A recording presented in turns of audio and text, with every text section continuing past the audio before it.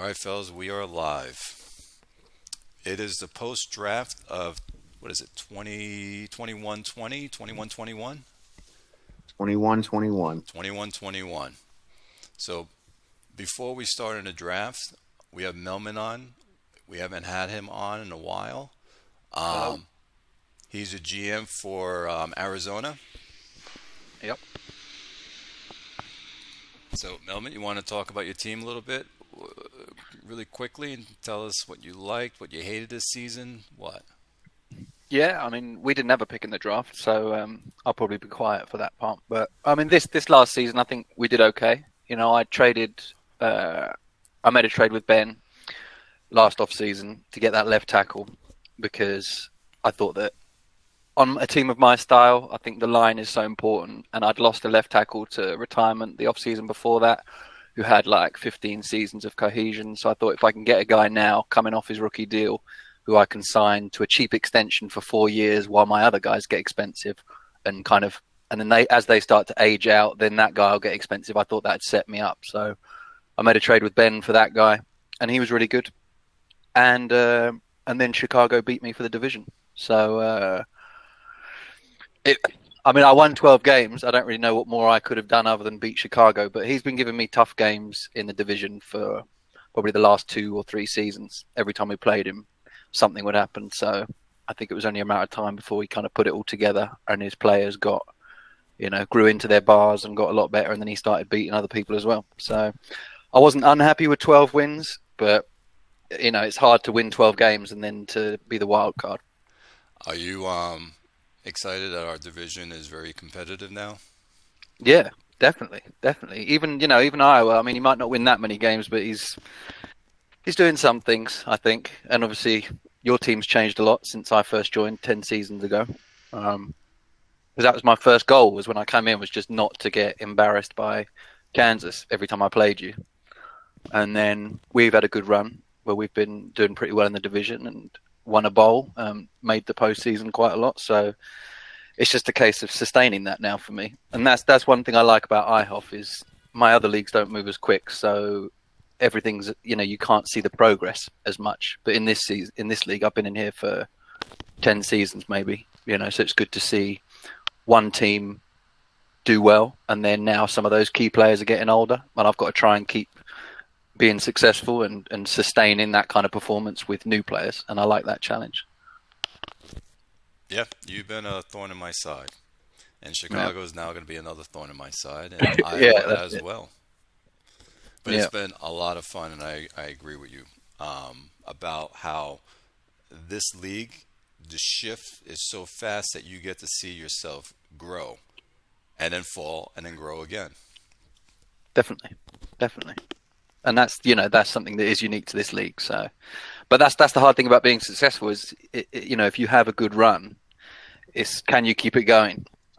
Or do you fall off and, win 4 games? Like when I first joined, I didn't have a quarterback for the first 2 seasons, I think. So I was a wild card in my first season, and then I only won 4 games, I think, 2 seasons in a row.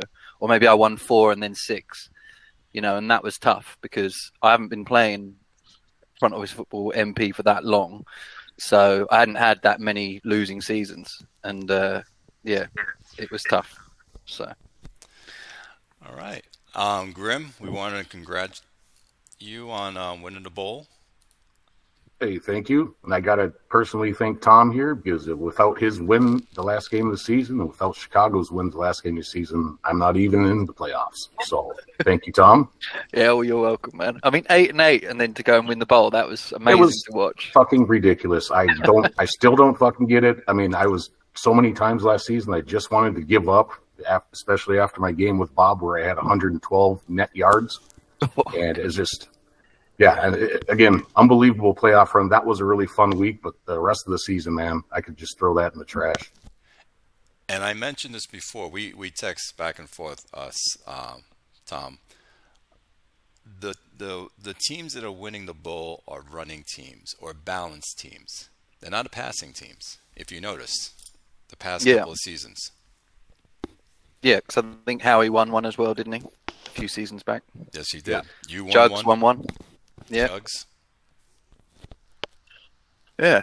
So it's good for the running teams. But I mean, Ben's made all those bowls. Tizak won 5 seasons ago. Yeah. And the year before that, Mac Powell won, and then the year before that, Quick won. So the last 5 have been running or balanced teams. Then it was 3 passing teams. Then it was running or balanced teams 4 seasons in a row before that. So it's 5, 3, 4. Was Bolitnikov the QB for Hanalei and for Chesapeake when they won the bowls? He was a quarterback for Hanalei, not Chesapeake. Right. Okay. Yeah, I mean, I would see if Ben thinks anything about that if he makes it on, because he said the other day, didn't he? This is the longest streak of someone making the bowl, and yeah, he's lost 6 in a row. Yeah, in the bowl, which is crazy. Unbelievable. Yeah. And I found it interesting that the running teams, when they get into the bowl, they're taking on the people who can pass well, and they're beating them. Close games, but they're beating them. It's almost as though the system doesn't work in a bowl as much as it works outside of it. I think, and this is just pure speculation, I just think if you're one-dimensional, it hurts you in the playoffs. And I don't have anything concrete to back that up on other than what I've seen in other leagues and in this league. It just seems like balanced teams actually have an advantage over the one-dimensional teams. I have to agree with you. And the evidence you do have is the data showing it based upon the teams winning, because that's the only thing you can go by. I think it's also... I don't know.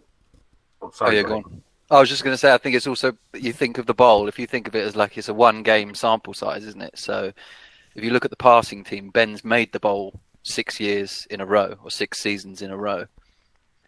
You know, he hasn't made it 6 in a row. Was it not 6 in a row? He's lost 6 in a row that he's made it to. Oh, okay. All right. I thought he'd made it 6 in a row. Okay. All right. Yeah, because I don't know. Buffalo Bills. What's that, Red Zone? He's not the Buffalo Bills. He hasn't lost 6 in a row. Yeah.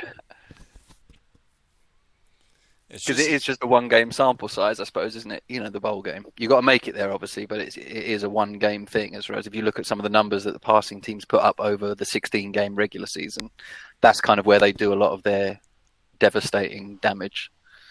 Well, you could just look at the record between Tucker and Toronto just on the homepage. You know, Tucker's won. He's 42-6 the last 3 seasons. Toronto's 41-7. I mean, they've just dominated the regular season.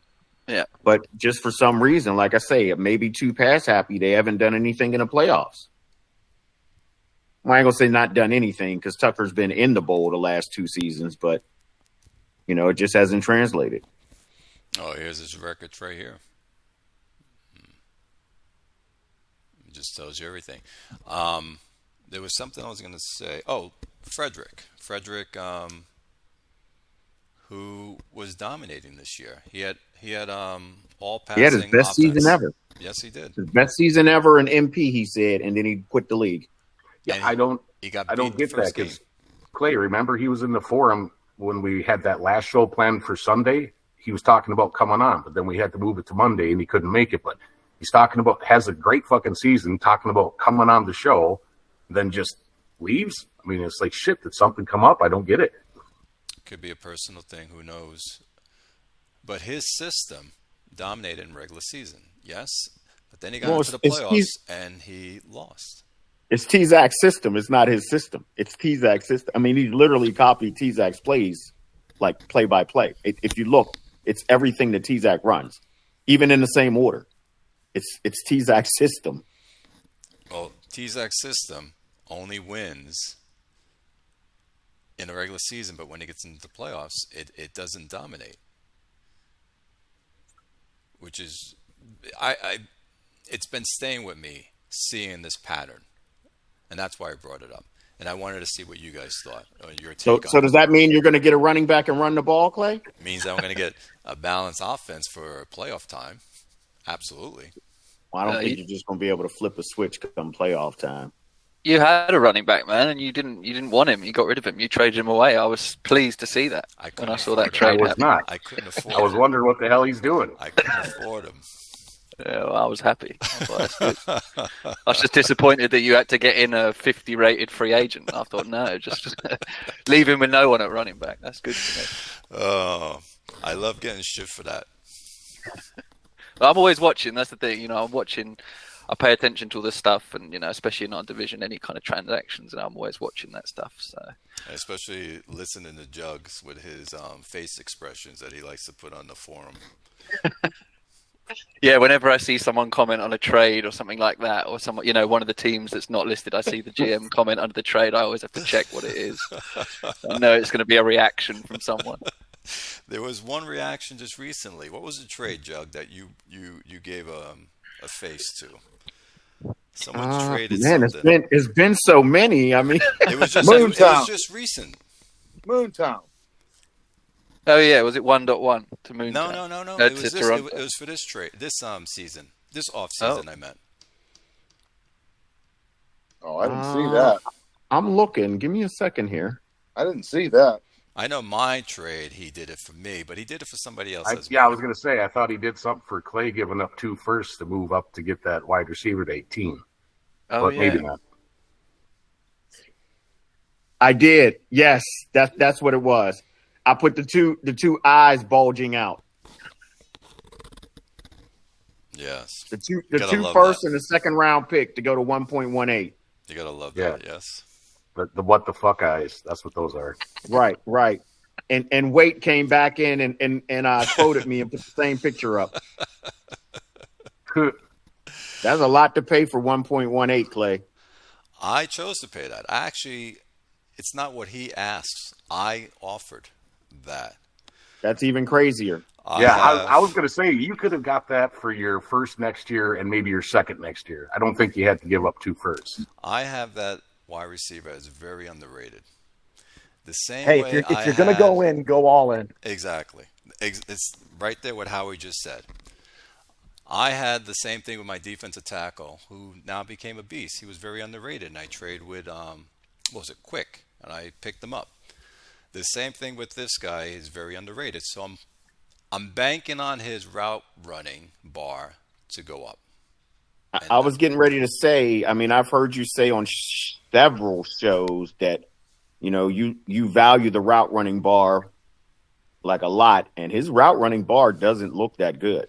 And that's why I'm thinking the very underrated, this is him right there, is going to shoot that route running bar up to maybe 65, 70. I'd be surprised if it gets over 60. That's what I'm looking at. So I'm banking on it. If I don't make it, it was worth a shot. I got to keep up with Millman here and Zappa. Zappa now. So, Does anyone else get nervous about seeing a 0 big play receiving bar? That Yes. was my first thought when I saw that. no, I don't. No. Yes. I had a player with that, and he did excellent for me. So it doesn't matter for me. Okay, but what were his ratings though? He was a shitty 50. Well, I shouldn't say. He was an average 50, but he gave me 1,300 yards, 11 touchdowns. See, but Clay, that could be the offense as a whole and the other wide receivers and talent around him. Like him having a 0 big play bar didn't make him a stud. He produced probably because you had other studs around him. Well, I see big play as, and correct me if I'm wrong, you hit a receiver and he makes a big play, meaning he breaks away and he goes downfield for another 50 yards, as opposed to taking 20-yard plays here and there constantly. He's not going to get that breakaway for a touchdown, but he'll give you the 10, the 20, 15-yarders that move the sticks. That's fine for me, a player like that. Big play is ability to catch long and very long passes. I don't do long passes. If you look at my long pass ratio, very low. I'm more short, medium.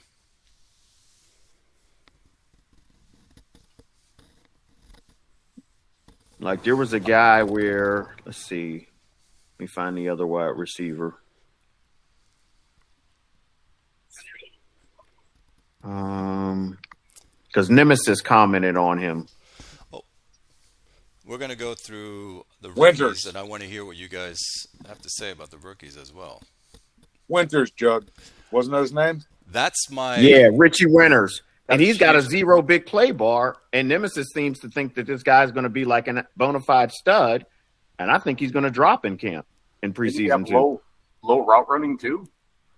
No, his route running, every other bar is high Okay. except for endurance and big play.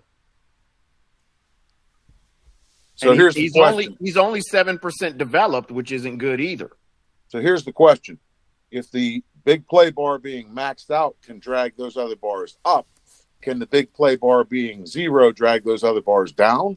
I'm just always skeptical when it's a static bar that's at 0. It'd be a good question for Ben if he shows up, though. Does it work both ways? When I see a static bar that's 0, I immediately look. Now, if it's something else like a third down catching bar or a courage or just a ball bar, no big deal. But when I see a static bar that's 0, I'm like, no, let me look the other way. I'm just saying, though, do you think it could work both ways where, if it's high, it drags it up. If it's low, it drags them down? Yeah, but, I mean, aren't we talking on the older game? Like, you don't see the static bars really like a 100% indication that the player is going to go up or down in FOF 8. That was more like an FOF 7 in the previous generations of the game. That was the explanation that Ben and Tezak both gave for Schweigert when he was drafted. They saw that big play bar and felt like it would drag the other bars up, and it did. Well, I know back in FOF, I don't know if it works every time, but yeah, the big play was everything back in FOF 7. But this wasn't that long ago. Schweigert's only in his 4th or 5th year. What about the players, and you've seen it before, that they don't have any bars sometimes? And either Ben or Tezak picks them, and all of a sudden, you see him on after training camp, all these green bars on them that weren't there before. Because their scouts see something and unmask something that we don't see. Well, with Ben, with Ben is probably his scouts. Tezak and Mac Powell are using their little calculator, a little computer. Coyote Vice even kind of commented, said his scouts weren't that good. He had to get a whole new staff. Yep. Because whatever Tezak is looking at, it doesn't have anything to do with scouting. It's probably just bar profile and more so combine included. Yeah, exactly. So my question is, you might see a 0 bar, but actuality, if you unmask it, it can be a 30. Well, no, because when you pull it up, when you pull it up, if it shows like 0 to 30, it's a 0. Now, if it shows 1 to 31, yeah, maybe it'll get to 31. But if you see 0 on there on the lower end, when you pull it up, it's a 0. There's a 99% chance that it's a 0. Clear. And another thing I think Quick said a few times, which is still a theory, I guess, is that 0 doesn't necessarily really mean 0. It could be lower than that, Yep. Could be negative. Yeah. Right. Just like 100 may mean you have a boost and maybe the person plays like it's a 112. Yes. Yeah. I remember. Like I get excited. I get absolutely excited if I see a 100 hole recognition running back or 100 run blocking offensive lineman. I got to have them on my team. Yeah, I'll be right back, gentlemen. Now, it makes a big difference when, and I see it, I mean, a lot just because I run the ball so much. It makes a big difference when you have a hole recognition bar like that hits 80 or higher. Like you can see a significant difference in the running back and the yards that he's getting. You don't even have to have a great offensive line if you've got a running back that's got a hole recognition bar that's 80 or higher. And I would assume the same thing applies for route running and big play, certain bars on the wide receiver. It's It's interesting trying to have a balanced offense because if you got to have a good running back, a good line, but what you just said, if you have a very good running back, Jugs, your line can be okay. But then you need a quarterback, and then you need some good wide receivers. All those cost a lot of money when they start reaching their potential. And then the balancing trick is who do you keep, who do you not keep? And like you just said, Jugs, you can't really have an expensive offensive line because you have a solid running back that can run behind a subpar offensive line. If you have a solid offense where it's balanced and you got 60 rated players across the board on offense, chances are your defense is suffering. Yep. Like you just said, you just can't keep everybody. I mean, this is the way that the NFL is designed. This is the way that FOF is designed. This is Paul Tagliabue's NFL. You know, the salary cap makes it to where, you can't keep everybody. Same thing we talked about with Jazik and doing the cap outs and trying to re-sign everybody. You have to draft to replace people and let them walk. You have to figure out, who to keep and who to let walk. I mean, Jazik never ever has money to go after anybody else's free agent ever. Like he's the only GM I've seen in the league who just never ever seems to have any money to go after a legit free agent from another team. Well, the last show we went down the top 5 or 6 players on, you sort by contract and save it for release, or in this case we sorted by contract and cap cost because the season was over, and the top 5 or 6 guys had all been capped out. Right, and the one guy just retired on him. So I mean, when you do that, you're gonna those bills are gonna come due. It's like a credit card. Sooner or later, you're gonna have to pay. I mean, that's where the dead cap comes because you have to let somebody go now because you don't have a choice when you could have let them go a couple of years ago and not wasted so much money. I mean, there is a way to keep everybody. Oh yeah, how do you do that? So, if you look at my team and what I've done over the last 20 seasons and who I've had, I have never been in cap trouble. And I've had 5 studs across the line of scrimmage. I had the stud running back. I had a stud quarterback. I had 3 decent receivers. It's on defense. And I talked about this with you a little bit, Red Zone, is, I get guys to fit a system, and I know what I want to do. So I don't need to get the big cornerbacks that are 70-rated cornerbacks and 70-rated safeties and 70-rated linebackers to do what I want to do on defense. So all the money that I spend to keep my offensive line, to keep my running backs, to keep my wide receivers, to keep my quarterbacks, I'm not spending on the defense, and my defense usually doesn't suffer. You have a 74-rated safety. You have a 62-rated safety. You have a 70-rated cornerback on your roster right now. Yeah, we don't want to hear it, Howie. So I'm not trying to hear that you don't pay players on defense because I'm looking at 4 62-plus rated players now. Listen, that's just in your secondary. I haven't even gotten to the rest of your roster. You have a ton of players on your defense that are 56 rated or higher. Right now, yes. Right now, I do. But so 4 years ago, I didn't. Howie. It might be. It might be. And some of those I'm guys looking at a $46 million cap number, a $26 million cap number, a $22 million cap number. Historically. We'll see how this shakes out in a couple of years. He's not talking about now, Jugs. Yeah. In a couple of years, it'll be different on defense, and then I'll have to make a decision. Do I want to keep the defense together or keep the offense together? But up until I drafted Ducrot as my safety, I had a 45 rated guy with a 100 zone bar and a 44 rated guy with a 100 zone bar.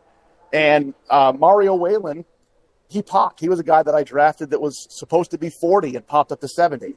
I've done it with corners that are 44 rated. Right now, yes, defense is a lot better than that. But historically, it hasn't been. So you're saying you're giving advice to Iowa. Well, you said it already, Howie. You told him, get rid of his guys, take the cap hit for 2 years, suck, and rebuild from there. And get the cap get your cap to be manageable. He did get rid of that one guy. He made a trade with Quick, didn't he?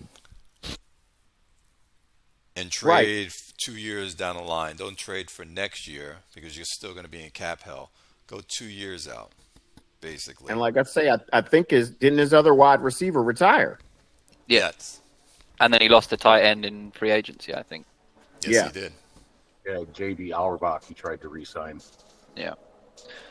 I mean, I thought not cutting that defensive end, trading that defensive end to Chesapeake got him out of cap trouble, I think. But then I've just looked and he's in cap again now because he was minus 80, I think, at the start of the off season, and then he came out, and now he's back in. And I don't have my computer in front of me, so I can't see what the cap hit next year is.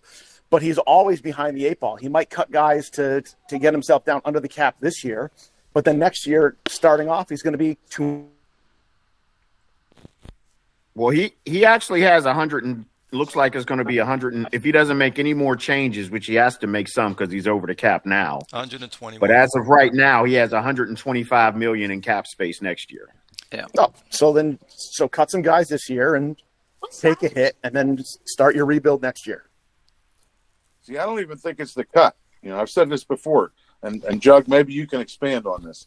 When Jug goes into free agency, he signs a player, say, to a 3 or 4 year contract. And that player is going to play 3 or 4 years and leave. And he's going to take the same money he was paying him and go sign somebody else. He's never paying the double bonus. He's never re-signing these big name guys that want this huge bonus. He's never eating that money. Let them play out their option and leave. You just signed that running back in free agency. Who? Who was the running back that Jug Strickland. signed? Yeah, Strickland. Yeah. Okay. Yeah, but he what Bob's saying is he wasn't on my team. Oh yeah, I didn't sign him to a second contract.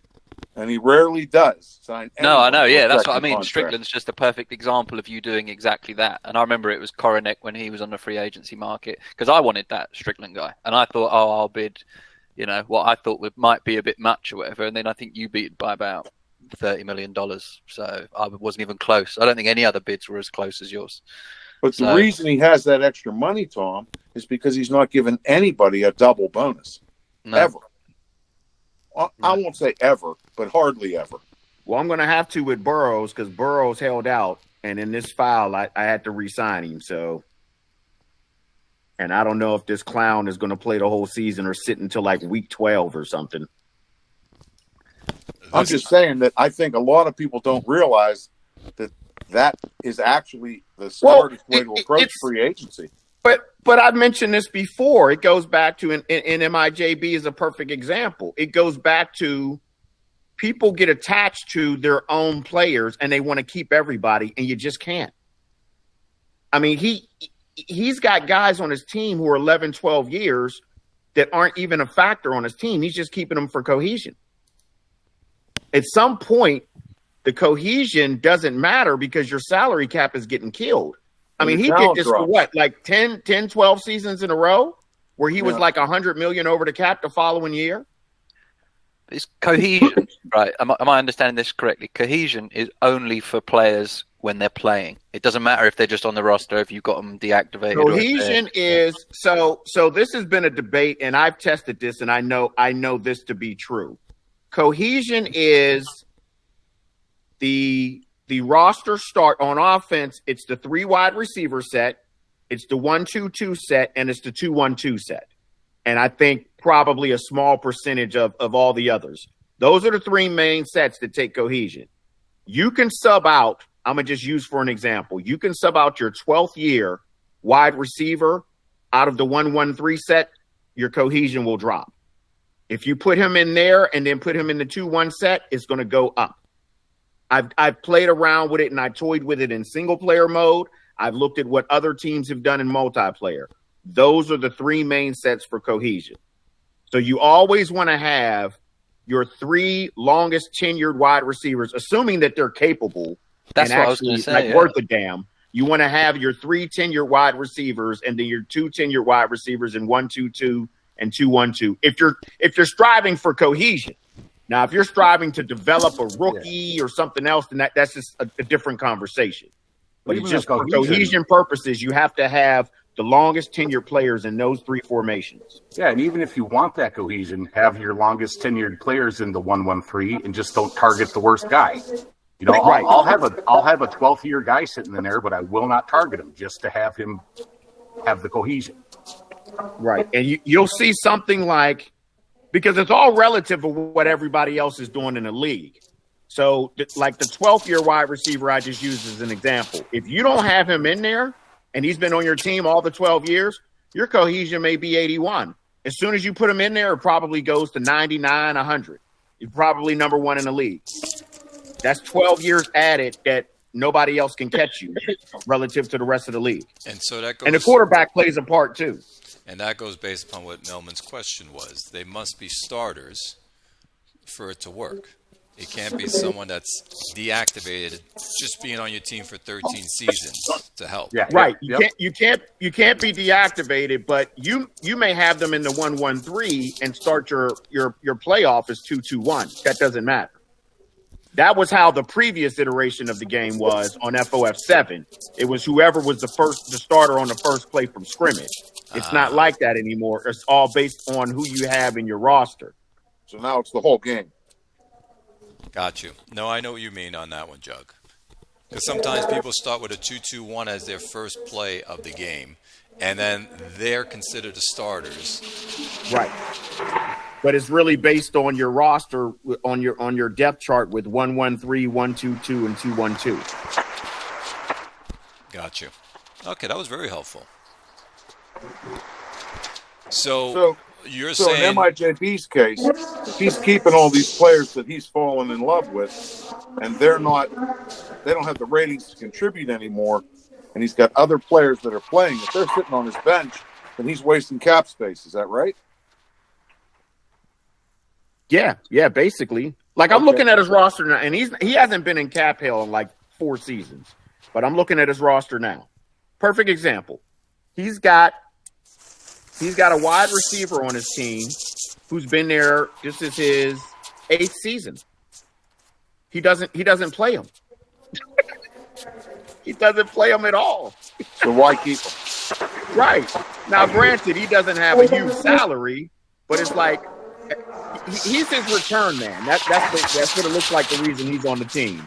Okay. But honestly, this guy's got 8 years experience. I would probably put him in the lineup just for the cohesion purpose. Howie, mute your shit, man. Hit the mute button, Howie. My bad. You go. But you forget, they're little men in a machine. We get attached to them, Jugs. So yeah, little men running around. We want to hold on to them, and then you look back at their years or seasons they gave you, and you just don't want to part with them. Right. Now, and again, like I say, he has cap space now. But prime example of what he just did this offseason. So he signed Roy Wilkerson this past season from Gutenberg, as you like to say. He didn't even have a good season. He turned right around and re-signed him again, gave him a 1-year contract in free agency. He's in year 15. He didn't even have a good year. And he's only had him 1 season, so there's no cohesion game. Right. So what are you doing? Right. My question would be to him, what made him re-sign this guy rather than go find somebody else or draft a left tackle? There were 2 or 3 left tackles in the draft. So I don't know I didn't have a first round pick, so I don't know where he was in the first round. I didn't pay much attention since I didn't have a first round pick. But typically he would draft a guy. He was pick 18. Remember, I traded with him. Oh, you traded with him. So he traded out. So he could have he's got 2 left tackles on the team. The guy that he drafted years ago looks like his starter at left tackle, and it looks like he probably put Wilkerson at right tackle. So he could have found a right tackle at 118. I mean, I would just be curious to know why he spent $10 million on a 15-year player who's only been on his team 1 year.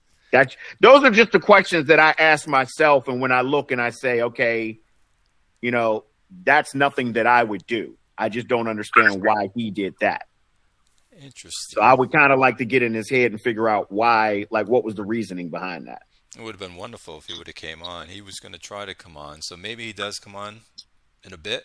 We can ask that question to him to dive deep into a GM's head of why they do things.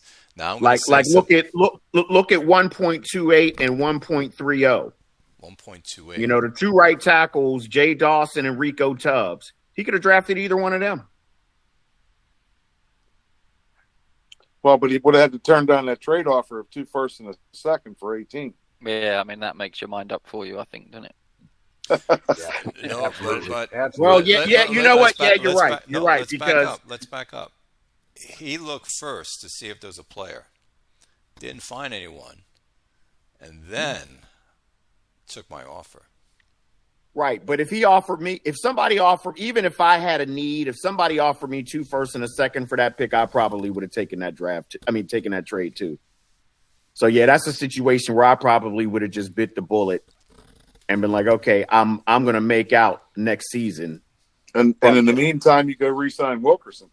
That's right. But I still would have found somebody else. I mean, there's just unless it's a quarterback, I can't see signing a 15-year player. I just can't. This guy's probably going to take another nosedive in ratings.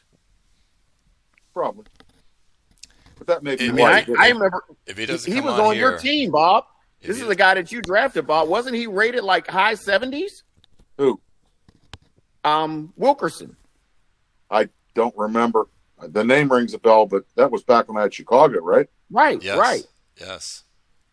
Yeah, I think this guy had reached like 76, 77, 78, somewhere around there. If you click on he's his ratings, 53 right now, and he's probably going to drop down to mid-40s. Play, if you click on his bars, that'll show his ratings history, I think. Yeah, there you go. So yeah, he was 71, 72 at one point. Now that's the league scout. So he's on the way down. Oh, okay. Yeah, that guy's 37 years old too right now. So I'm surprised he didn't retire. Mm-hmm.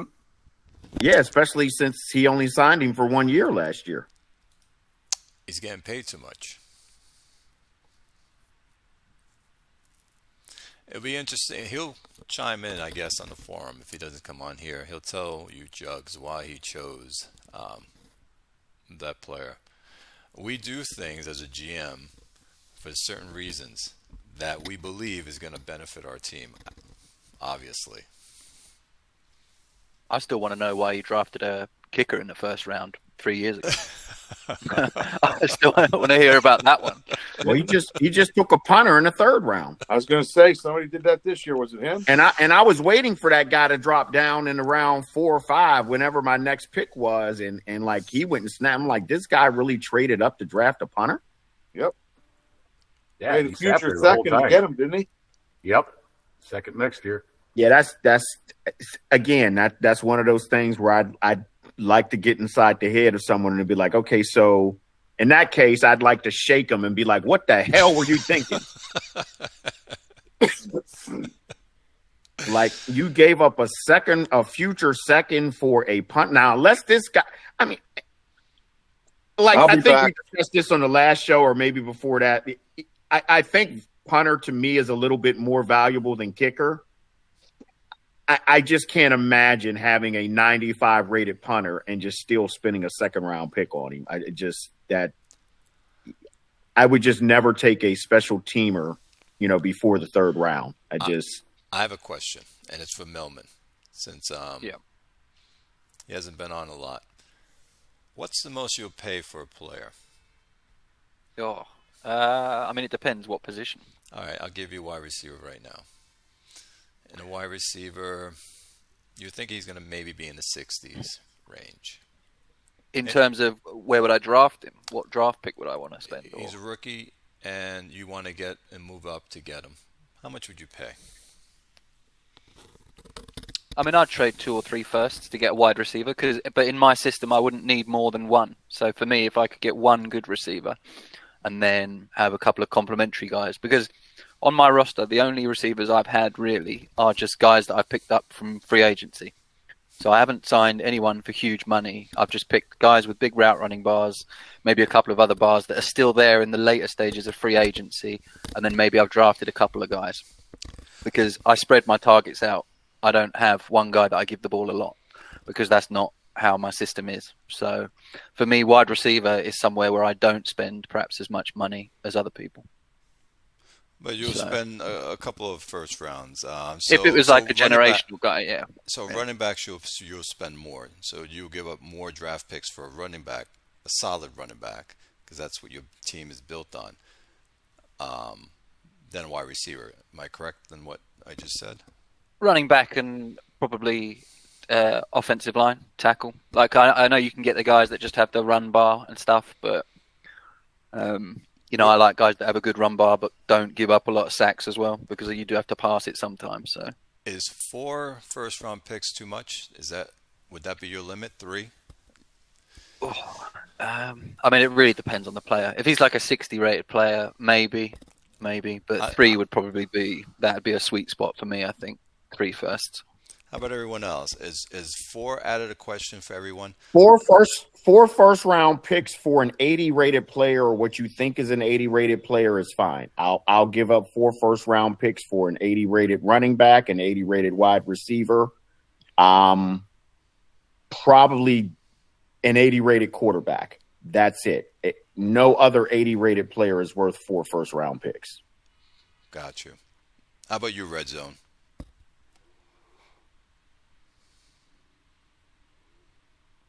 Grim? He might have stepped away. He might have stepped away. He said he might step away and come back. How about you, Grim? I don't like trading more than 1 first-round pick away for future, just because I never know how my team's going to fucking do. So I may maybe give 2 or 3 and some extra change on a guy, but I've just never done it. Never done one of those big, hey, take 3 of my future first for a player or this pick so I can pick in the draft. I've never done it once in this league. So, and you won a bowl with that 17 out of 17 QB, so you don't need to. Sure. That's right. Yeah, in that case, you don't need to. I was trying to get a gauge on what you guys will pay max and what player is worth it for you guys to spend that kind of money on. And would you go there when you need that player? What'd you guys think? Go ahead, Melvin. I was just going to say, like Jug said, I think it'd have to be QB, wide receiver, and running back maybe. And like you said, everyone else I don't think impacts enough of the game consistently. So, there you go. Howie says he spent 3 firsts on, is it Vitali, the QB, or Vital? Yes. That's as much as he'd spent. So. Yeah, but Jugs, I had a question for you. So when you were saying about, I think we had a discussion in another league maybe, but about punters and kickers. So my thing is I try not to re-sign them, but if you're drafting them high, so like MIJB taking a kicker in the first round, it feels like then when he gets to his 4th year, it's almost, you almost feel like, well, I paid a first for him, so can I let him walk or should I try and re-sign him? But obviously it's going to be a higher value. And the same thing with a punter taken in the 3rd or the 2nd or whatever. But what's the highest you guys would draft a kicker or a punter if you would draft one? My limit's 3rd round. I won't go higher than the 3rd round. If I see a guy that looks like he's 80, 85 rated kicker punter, to me that's worth a 3rd round pick. I just can't pull the trigger to draft that guy within the first 64 picks. But would you still not re-sign him? So if he was an 80 rated and you had... It would depend on what is... I mean, with his ratings that high, he probably is going to want a ton of money. It would really depend on what he would want at the end of the 4 years. I would probably try and renegotiate it down. But I'm not paying 10 plus mil for a kicker or a punter. I just refuse to do it. Yeah. So basically you're going to be trying to trade him, or you're going to have to dump him. Yeah, I'd just let him walk. I mean, what am I really going to get for an 82 rated punter? Is somebody going to give me a 2nd round pick for that? Nope. No, because the problem's paying him, isn't it? The problem's not acquiring him; it's paying him. If someone else would have to be willing to pay him $20 million a year or whatever he would want. But, I mean, I was in a league where I had an 89 rated quarterback who just played absolutely crap for me for a couple years. He got hurt and never, ever seemed to recover from his injury. I put him on the trade block. The best offer I got was a 4th-round pick. And I just cut the guy. And as soon as I cut the guy, 3 guys in free agency are bidding and spending like, 60+ million a year on him. Everybody thinks they're Jimmy Johnson. Oh, I can't give up these draft picks. I may draft my 78 rated wide receiver in round 2. I mean, nobody ever does, but they think they will.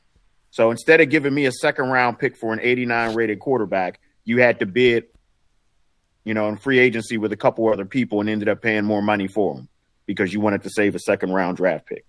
Yeah, and you spent $60 million in bonus. Right. Because the bonus would have been on my Yeah, you're absolutely right. The bonus would have been on my contract, on my end, and they would have got him for even cheaper. But you coveted that 2nd-round pick so much because you think you're going to find what? An 80 rated player in the 2nd round? No, you're not. Well, we've talked about kickers and punters a couple of times. I'm of a mind that, especially kickers, I don't know about punters as much, but kickers, to me, if you look at the NFL, if you look at FOF, how many times do you see a kicker that makes less than 7 out of 10 field goals? So what are you paying for when you get to 10 million? Well, you're paying for that 8th and 9th field goal out of 10. Okay, so if he kicks 30 field goals in a season, that means you got 6 extra field goals. Now, yeah, there's a guy that can kick the ball further. He's got the stronger leg, and there's a bunch of other factors. But the bottom line is the floor on a kicker isn't that low. The ceiling is high. So you can go in the draft in the 4th and 5th round and find a kicker that's good enough, to do the job for you without spending $10 million on him. So why anybody would pay that kind of money, I just don't know. A punter, I agree with Jug. I value a little bit more, but I'm not paying him $10 million. I'm just not. Red Zone, I brought this up to you and Jugs about this when we spoke about the kicker. Those other kicks that they make, these kickers, can win you a game when you need that game to be won. Those kicks, those points can get you into the playoffs or even win a bowl. If your team's in a position where a field goal is the difference in the game, if you're winning by 25 points, that kicker isn't making any difference. No, but the close games. I've had many close games with Melman where it comes down to a kick. I had one with Jugs, and it came down to a kick, I believe, Jugs and me. It can't. You know what? And I watched that game again and looked at the log, and the reason why is because the snapper fucked up the snap. It wasn't the kicker. Oh, okay. No. Yeah, I mean, I think that if you're playing games, basically saying, okay, we're going to win this game in the last minute on a field goal because I have a better kicker, wow, that ain't worth $10 million to me. I'm sorry. But every little thing matters. Okay, let's go this way. Okay, so fine when it doesn't cost $10 million. There are GMs that follow cohesion because the cohesion gives a little bonus to your team. That little bit. It's not a lot, but it's a little bit. Enough. I look at the same way with a kicker and the points. It all comes down to numbers, the points. I need more points than you to win, period. I need that kicker to make that. I can show you kickers that don't make $10 million that can kick just as well. We get on the league, I'm sure I can pull the stats up from last season and show you some kickers that didn't make very much money and kick just as well as your $10 million kicker. Consistent. I can find at least 2 of them out of 32 teams. Consistent. I can find consistent year after year after year after year. That's what I mean by that. Not a one season miracle that they played well, but year after year after year after year is $40 million. That's a lot of money, Clay. All I'm saying is that I think kickers are underestimated because they give you the points that you're going to need in the crucial games that can make you get to the playoffs. That's all I'm saying. But you can find them cheaper than $10 million. You just can't. See, I look at it like this, and I'm looking at MIJB's kicker now. Now, he's still on his rookie contract, but since he drafted him in the first round, he's got a high cap number. He's got a $14.5 million cap number. Actually, no, he's not in the – okay, he's on the second contract. So he's got a $14.5 million contract. I look at it like this. Let's just say I'm paying my kicker $6 million. That's $8.5 million I can put towards a renegotiation for a 65 rated player on my team, or money I can spend on a free agent.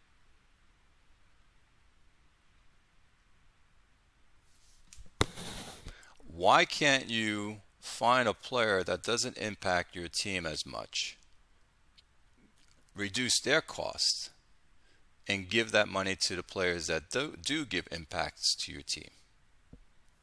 Which player? I don't think the kicker is more valuable than the right tackle on my team.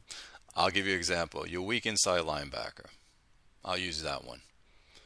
I'm sure you can get funds from that person and throw it on your kicker. Yes. Okay, and now my run defense and my pass coverage is hurting on defense. Let me get somebody in. Someone's trying to get in. Who is trying to get in? Also, this Mas Luis kicker, he's the best rated kicker in the league. If you look at Houston's kicker as well, when we get the screen back up, he's the second best rated. Oh, I had to get off the screen while I can get. I got to bring CV. Hey, CV. Derek.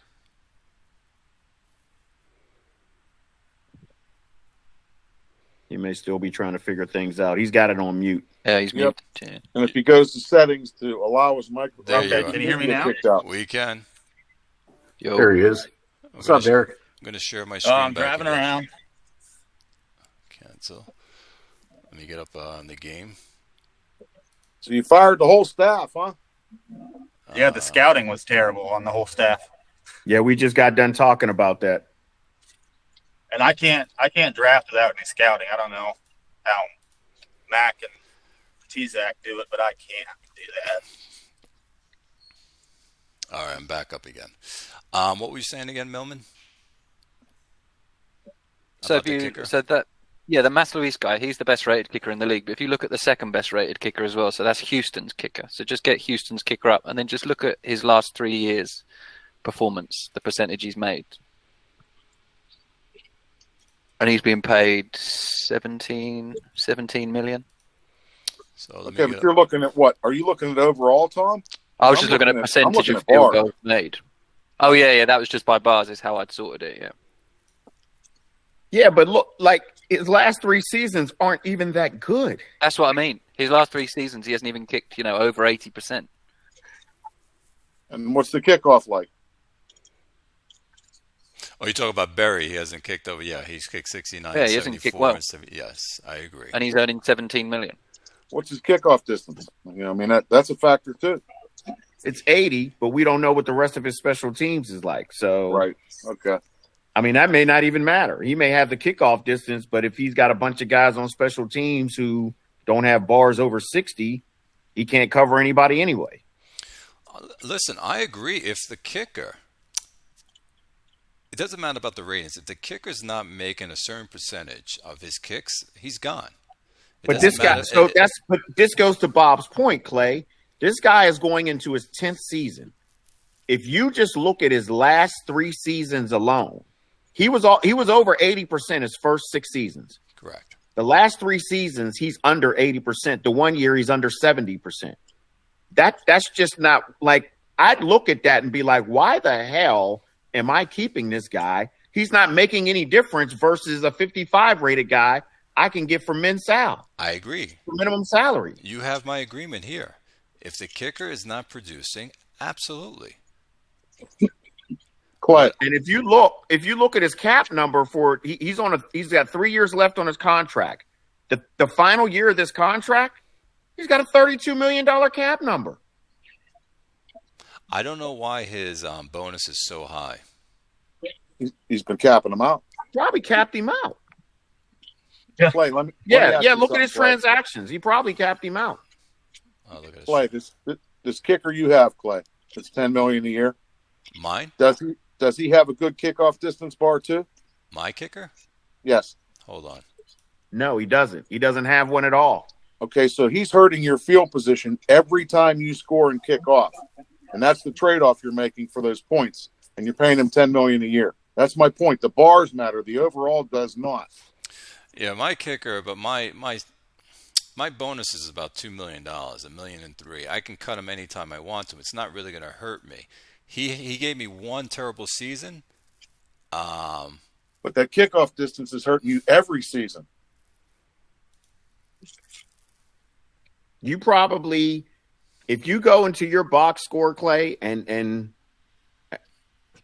you could just probably look and see you are probably on the losing end of starting field position in most of your games. Just pull up the box scores; it'll tell you average start position. Now that's affected by turnovers too, but it's I think affected just as much, if not more, by the kickoff distance. Duly noted. So if you have to go 80 yards for a touchdown, and I only have to go 70, 4 drives, that's 40 yards that I didn't have to go. Agree.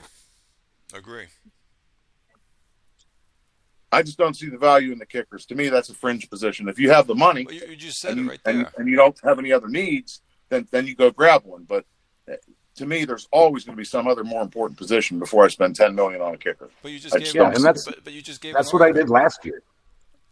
God. That's what I did last year. I had the money. That's the first time I spent $13 million on a kicker, but I grabbed that Borshim guy out of free agency last year because I had the cap space and I didn't need anything else, and he fucking played really well for us. So hey Jug, what's Jay's kicker making?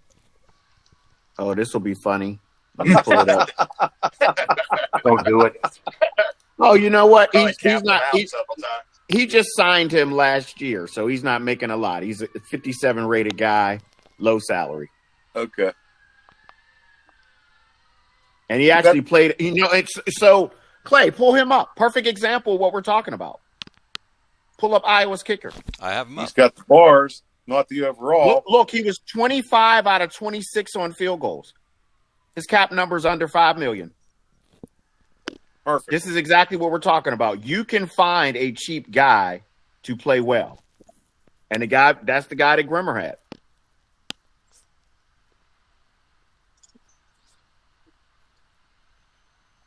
And Melman's over there saying, "Would you guys be quiet? Don't tell Clay that."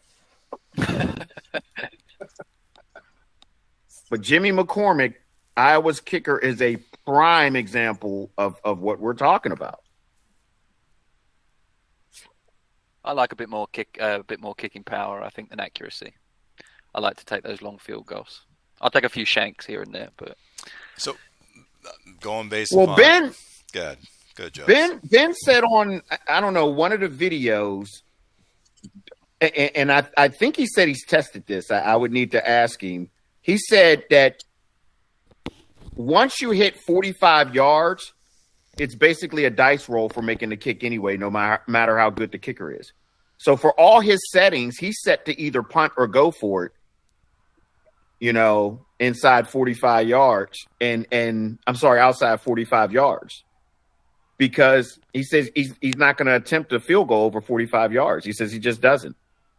But Tzak shared a picture. I don't know if I can share it with you guys in the chat. He did the same thing, right, Tom? I can stop sharing. Yeah, Tzak does the same thing. I'll see if I can send the picture in the chat, but it just shows there's a drop off in distance. See if you can share. It's at the bottom. I'm looking at Ben's kicker now. He's had him for 3 seasons. The longest field goal he's made is 47 yards. You see at the bottom, it's the and in those 3 seasons, he's lost 6 games. It's the if the 5th button from the left in, it has the box with the arrow. If you hit that, it says present now, and then let me see if I can find it. Can you only share a tab from your browser? Can you not share? I'll see if I can share a picture. If you can put on your desktop or whatever, there's tabs. Once you go into present now, it'll open up a box, and then it has tabs. Someone's trying to join the call. Oh, MJ, here we go. Hey, he's back from volleyball. Sweet. Can you guys see that? It says I'm sharing it. Yes, it's coming up right now. It's coming up. Yeah. So Tzak shared this a while ago wow. in RZB, which is about... Wow, this is cool. This is made from IHOF data. I can't remember the exact... He didn't post much about it, but he just said this is from like a large sample of IHOF data that he'd done all the information for, and it basically shows the likelihood of making field goals, or how many field goals were made by the distance. So the bottom along here is the distance, and then this axis here going up left is the average that were made. So you can see, like 50 yards, there's a huge drop off here in the chance of making it from 50 yards or more. You know, and there's even a huge drop off here from 40 yards. So before 40 yards, the average is nearly 1. So it keeps getting lower and lower. And then when you get to 40 yards, there's another slight drop, but still makeable, still over half, 0.5. But then when you get to 50 or more, that's when it becomes, I'm guessing, a dice roll. And like I'm looking at Ben's kicker. He's 64 rated. He only makes $4.3 million this year. 3 seasons. His field goal percentage is 95.6. You don't need to spend $15 million on a kicker. You just don't. No, and you don't if you're only kicking from 40 or less. That's what I think he's saying is if you don't kick from 40 or more and you just gamble on that and you throw for it on fourth down or he's got 6 for 7 on 40, 4 for 5 on 40, and 4 for 5 on 40. No 50-yard attempts at all. Yeah. How you doing, Mateo? You're on mute, Mateo. Yay. We have a lot of questions for you, by the way. You've got questions for me. Absolutely. You and Clay are getting roasted. Come and get it. Yeah. Well, we're back to.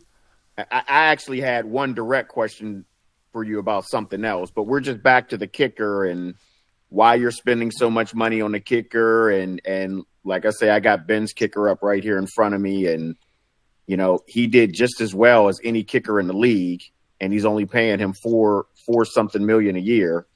Now, granted, he can't make 50-yard field goals, but just think of the trade-off for that also.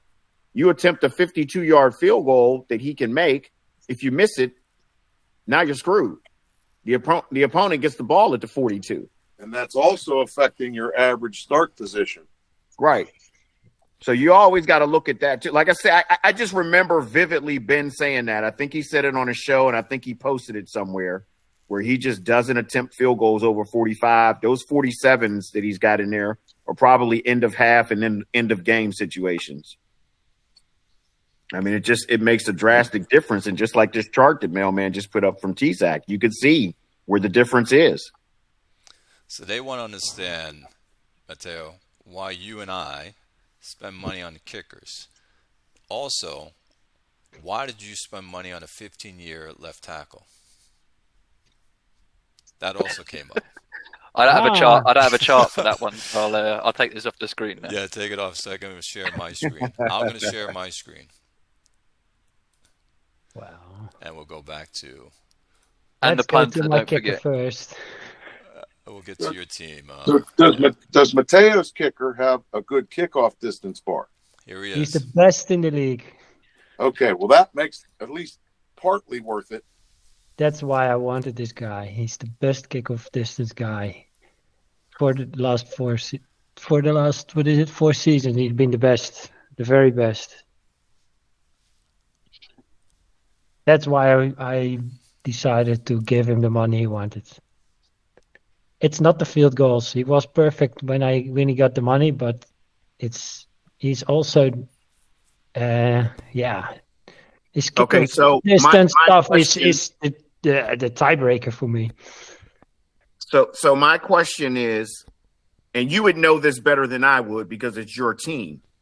Are you constantly pinning people inside the 25 with your kicker? Are they getting touchbacks or not able to return the ball beyond the 25-yard line? Because if that's not happening, then he's not serving the purpose. Just because he has those bars doesn't mean it's exactly translating on the field. He's got a pretty fabulous touchback percentage throughout his career. He's sitting at 77%. That's pretty good. He's been the best. He's been the best in the league since he got there. So, yep. Where would that be? That you can't see it in game. Oh, you cannot. You need to look at the website. Okay. So he's been the best in kickoff distance, touchback percentage, lowest return average. It's more to me than just the field goal kicking and the extra points. That's the biggest difference between this guy and the one I had before, for which I also spent a lot of money. But that guy I overpaid. Well, that at least makes some sense. I mean, if you're looking at that bar and you know what you're getting out of it, that's an extra thing that somebody else doesn't have. Okay, that's worth a little more money. I don't know about 15 million, but it's worth more than 4. It's a slippery slope. And then this guy here. We know you like to hold on to your players until they die. So we had a question on why'd you pick up this left tackle again? Because he was on my team last season, and I signed him because my right tackle was coming back from an injury, and he died he basically died, so I had to sign somebody else. And what did I spend on him? 10 million? Wow, that's starter money. There you go, Jugs. He just answered your question. Alrighty. By the way, thank you for the trade. Oh, which trade? You and I. The first round pick. Yes. What did you get? I didn't remember. A kicker. Wide receiver. Wide receiver. Wide receiver. Oh, yeah, you got a wide receiver. And I remember seeing, whoa, is that the guy you really wanted? So I'm gambling on him. Yeah. We haven't even started the draft review yet. Okay. You must be starting to sweat, Clay. A few people are saying, oh, that receiver, is he going to be good? Is he not going to be good? No, these guys know how I feel about draft picks. I don't really give them much value. I give a player more value. And that's why if there's a proven player out there, I'll give as many draft picks that I feel that I think it's worth to put on my team. Right. Oh, yeah. I agree. If that guy makes you win the bowl game, then sure. What am I going to do with 1.32 picks? That's just not the same as a 1.18 pick. So. Yeah, because you always have like 15 first-round picks. Wow. They come in. It's more like at least 2. Yeah, or none. You got that 2 also from me. True. You got 2 from me. I know someone gave you also another first round. Plus your own. I think you have already 4, correct? No, I have just the one from you for next season and the season after. Yes. But I think I heard someone on one of these shows once say that you're the best at working the board, and I think that's true. I mean, this year you were even trading with Malkpal, who I didn't even know was around. I saw you put up a trade with Hanalei. I was like, oh my God. Well, that's a good one. I saw him online and I thought, hey, he's been out, but he's apparently active. I know he wants a lot of picks in the lower rounds. He can do his magic with it. So I offered him, hey, look, I've got 3 fourth round picks. I figured I'm not going to use them. I know he can do his magic, and I asked the 3rd round pick in return. And he immediately accepted it. Yeah, it definitely shows because he's number 3 in the draft rankings right now, so you can tell he was fucking active this year. Yeah. That's crazy. Means Hanley are going to be good again in a few years. Absolutely. I wonder if he does this on purpose, where he lets his team fall apart, and then the fun for him is rebuilding it again with new players, starting from scratch. That might be the way he loves to play, if you think about it. I just think he gets busy, but I also miss the days where he would be everyone's farm team and he would release all those 70, 60, and 50 rated people into free agency. He doesn't do that anymore. I wish he'd go back to that. Well, I was doing that for you now. Well, he hasn't done that recently because he missed the last 3 drafts before this one. Yep. Yeah, well, I'm guessing it's a little bit of both. I think Grim said it right. He's just a hunch about it, but I think he's just can make a little bit more time this off season because of the schedule. Yeah, isn't he a Major League Baseball scout? I thought someone had said that. What? So he's a scout in real life? I mean, albeit for a different sport, but that totally makes sense then why he's so good at drafting. I can't. No one's really confirmed that, but I've heard it a couple times. I thought. I'm not going to confirm it. Well, what'd you guys think of the drafts? And what'd you think of CB? Derek, your pick that's up here.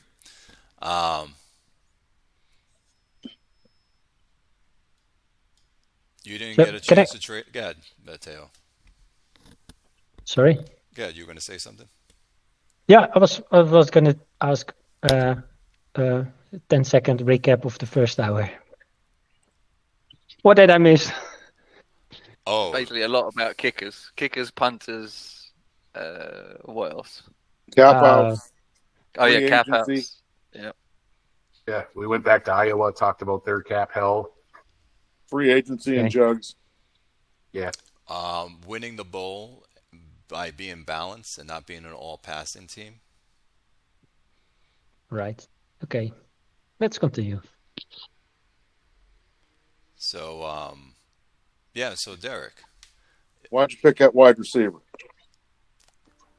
He looked like the best receiver to me. He's got good size. He's over 6 foot tall. I kind of find that receivers. I don't want 5'8" receivers before. They don't seem to good as somebody who's 6 foot or over. I didn't even interview him, but I thought he looked like to me. Quarterbacks weren't what you were looking for? No, wasn't really any elite quarterback. Really. Yeah, I'm not even sure about that Bucky Witt going at number 4. No, yeah. Did you get any good trade offers? You don't have to say from who, but did you get any big offers? Yes. Did you? No, I didn't get any offers at all. Oh, damn. Really? No, there just wasn't a generational guy here at wide receiver or quarterback, so I didn't think he was going to get, a big offer, if any. Yeah. But I'm happy to have a good receiver behind her. I'll have Swigert and hopefully this guy for a long, long time together. So it's not like I needed a number 1 receiver anyway. It's just kind of a luxury pick here. Yeah, we got Ben on. Hopefully I can find a quarterback that can get those guys the ball without throwing. Did you say Ben's here, Clay? Yes. Let's ask him about that big play bar. Does it work the same way in cases where if it's maxed out, it can drag other bars up? If it's a 0, can it drag other bars down? Does it work both ways or just the one way? No, man, they're trying to rain on my parade. You see that, yes? I'm glad I've started this. Yes. I want you to be sweating right up until PS2. Yes, I'm curious, and Ben would know. Ben, welcome. Are you muted?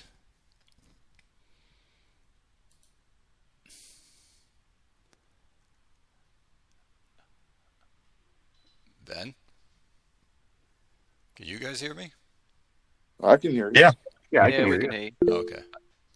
Oh, he's raised a hand. We see you writing.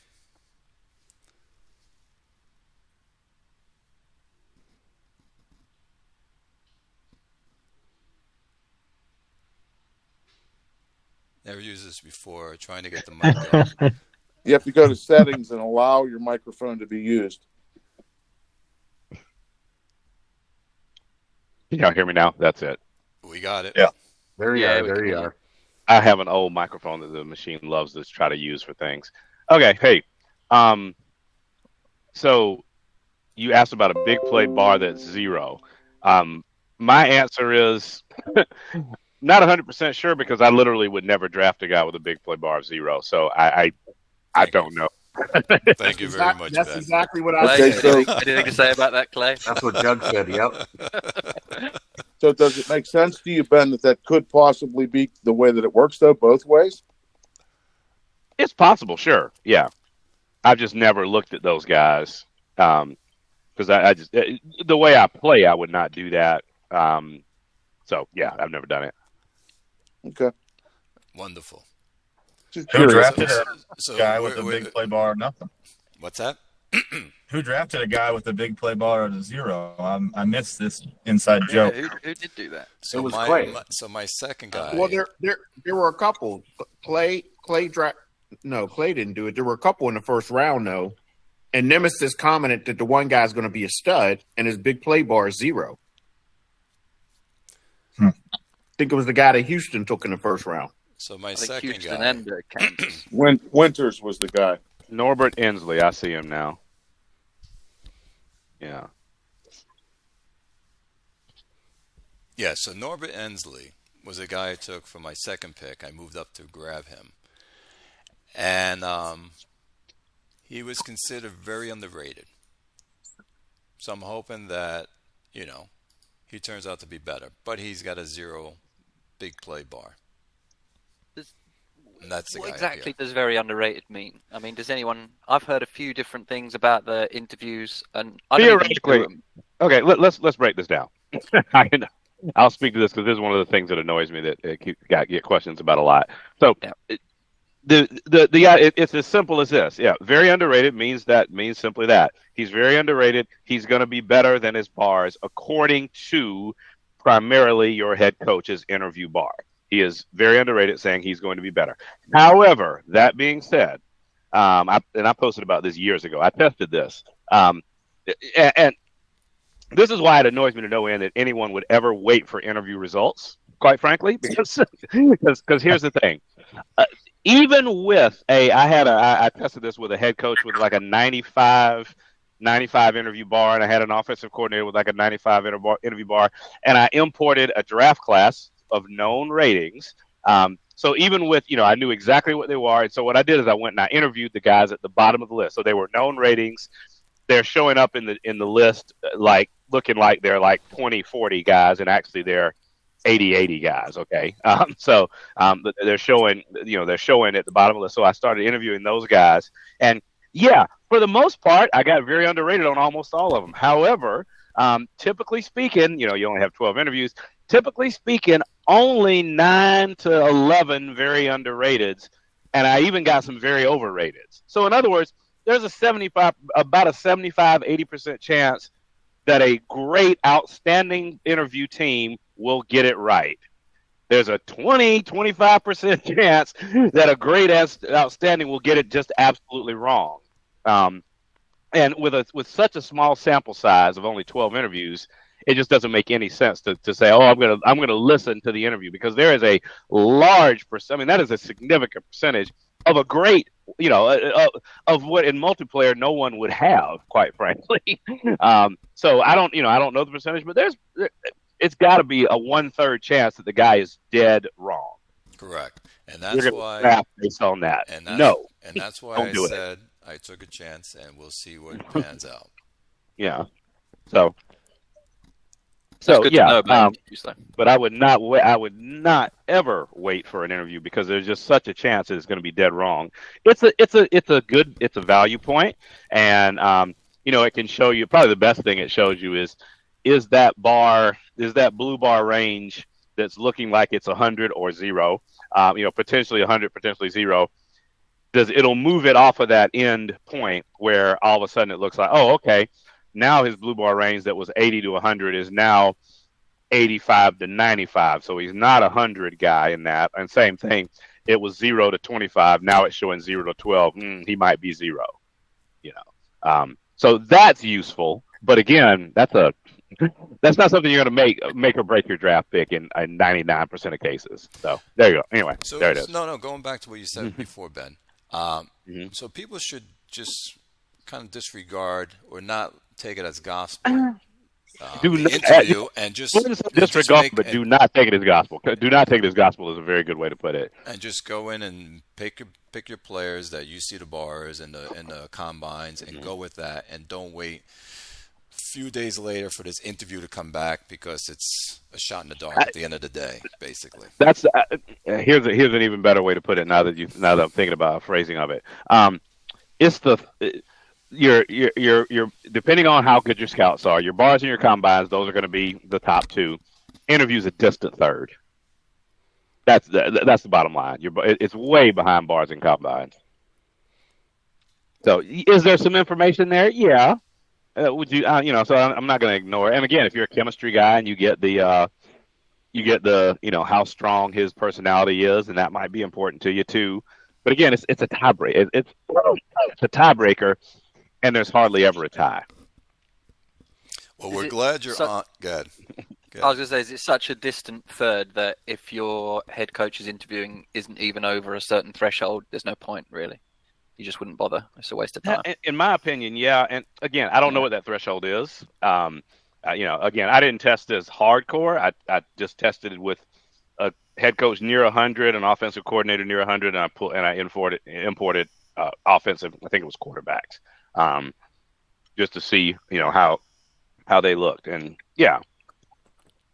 So. Well, I'm glad you're on. We all are, because we were just talking about you before, and we were talking about how your team and T-Zac's team, the all-passing team. But when it comes to the bowl, it's been mostly teams that have been balanced with a run team. But the teams that are in the regular season dominate all passing. And it seems like there's something that changes when you get into the playoffs and the bowl, that teams that are all passing are not dominating like they do in the regular season. What's your take on that? I think it's just dice rolls, in my opinion, my guess. Tucker has lost like 4 or 5 straight, our last 4 or 5 bowls that we've been in, or something like that. I don't remember the exact number. 6. But 6, okay. But there are so few bowls that I don't think you can extrapolate anything out of that. Would be my opinion. Okay. Hey, Howie's got a question for Ben. He typed it up. What's that? Oh, absolutely not. I will not enable, or I will not enable that behavior. Nope. All right. Nope.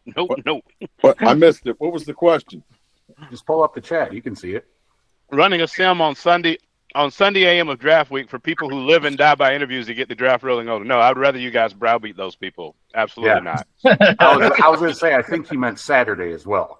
No. Saturday would be that. No. Yeah. I will not enable that behavior.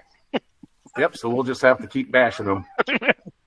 I do have a question, and it pertains to something that Howie said, and I'm curious if you know this, Ben. So Howie said he likes rollout quarterbacks because they kind of fit the system that he's running and the style of play. My question is this: why, if you have a long passing quarterback?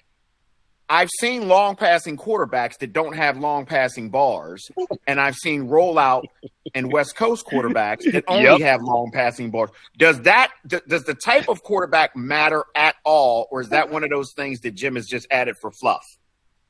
My opinion is it's probably fluff. I haven't checked enough. I'm not going to say I've tested it, but I'll say I do not look at it at all. And I use the same general philosophy of passing, which is more downfield passing than most, no matter what the QB style is. You said my guy's long passing. I didn't even know that. Okay, because I literally don't look at it. So I guess one of the things that I look at, just for the simple fact that I've been trying to figure. I've heard other people say, well, it makes a difference. And to me, personally, I've never seen a difference because, like I say, you could have a long passing quarterback that doesn't have bars for long passing. So to me, it doesn't even make a difference. I'm not understanding Right. what the distinction is. I don't know. It is a fair question, and actually, I'm looking in the FOF 8 manual because it's so easily searchable. QB style is just not even mentioned in there. I suspect it's something he added a long time ago and intended to do more with and didn't. Right. It's been there a long time.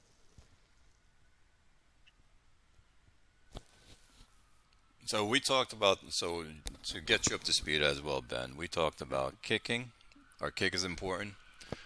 We talked about the Super Bowl and passing and running teams. We've talked about how much would you spend on a player with draft picks.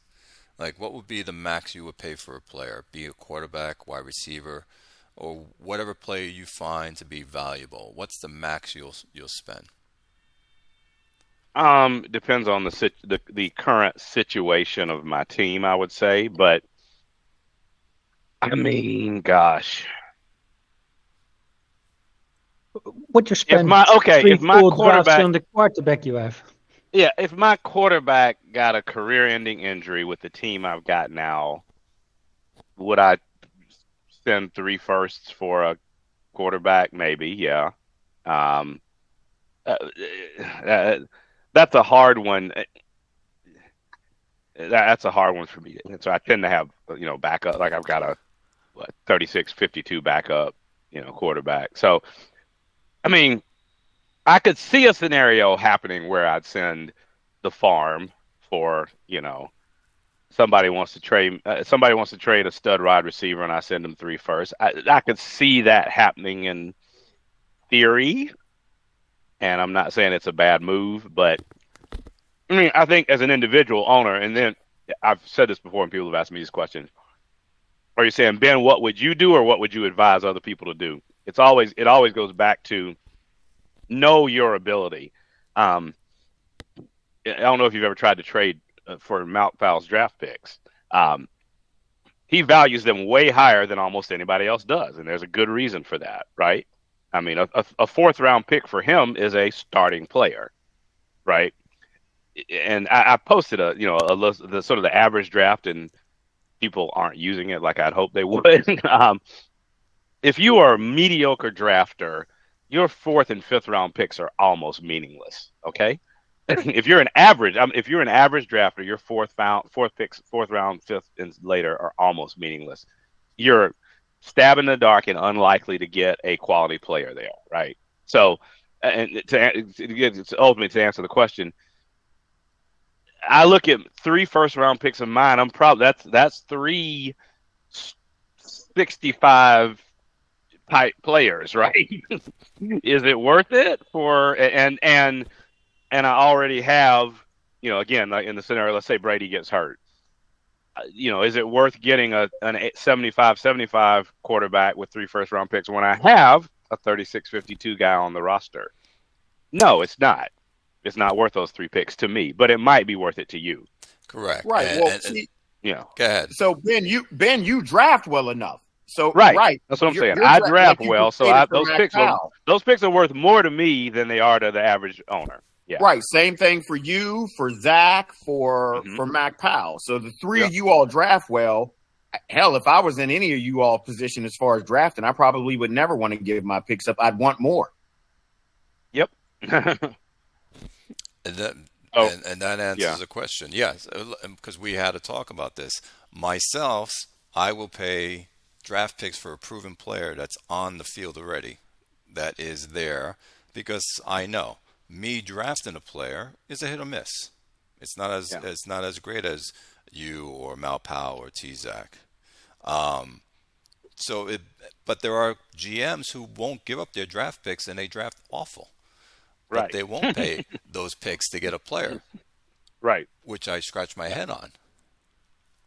I don't get it either. This came up in one of the other chats. I don't get to come to many of these, but it came up once other. I remember I specifically mentioned Kodos. Way back, IHOF's been running 20 years now. I'm going to say 18 years ago, probably.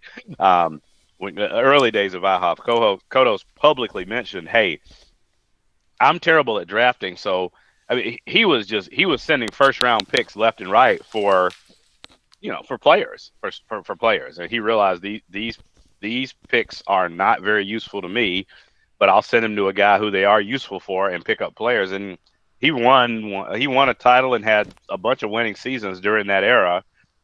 When, like I said, his stated public strategy was, I'm trading away my draft picks to get players because I can't draft, and it worked. So you need to understand what you're good at and what you're not good at. That's ultimately. Yeah, and even this last time he was back, wasn't he doing that? And he got Toronto to a bowl and built Toronto up. Probably. I mean, yeah. He's kind of an odd bird for FOF in general. I don't know if he said anything about it, but he said it back when he was in the old days when he was in it. He hates the offseason. Like, he's only in it for the regular season. He's like, most people at FOF is, to me, a GM off-season focus game. But he is. I don't know if he still hates it, but he literally hated it. So yeah, he's kind of a different bird there anyway. So, but yeah, that's how he built. So he if he's still doing that, he may still be building his teams that way.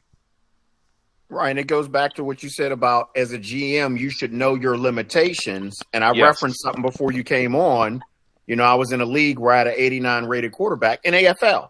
You're in the league, and I couldn't trade my 89 rated quarterback because nobody wanted to give me a second round pick for this guy. And I'm like, you guys aren't Jimmy Johnson. Like you could have got the guy for like $30 million. Now you're paying 60 something in free agency because you're bidding against everybody. Huh. Just give me the second round pick for the guy so he can get off my team. I already have another quarterback in place. I missed that. I don't pay close attention. I'm not good at paying attention. Well, in any league I'm in, I'm not great at that. But yeah, that makes total sense. I mean, I think one of the reasons we have such discrepancies in performance in teams is that sort of thing, that folks think they're better at certain things than they are, and they behave in ways that would indicate they were better at certain things than they are. I'll put it that way. Like trading future first round picks that end up being 1.1. Don't get me started. But Jugs, that goes back to trial and error. You do it, you get burned, you learn your lesson, you don't do it again. Yes, it disrupts things and stuff like that, but it won't happen again, hopefully, from GMs. Right, Clay, but that makes sense. But most people, and I'm not even going to say most people, there are some people who just don't learn from their mistakes and they keep making the same mistakes over and over again. Well, that's why you see the same GMs that go 4-12 and 6-10 and 2-14 every single year. It's the same GMs picking in the top 12 every single year for the most part. But I said this before. People pay for players they believe is going to help their team.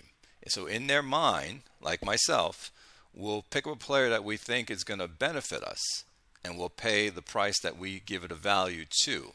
And sometimes that's hard to break until you keep burning yourself too much, and you finally, say, you know what?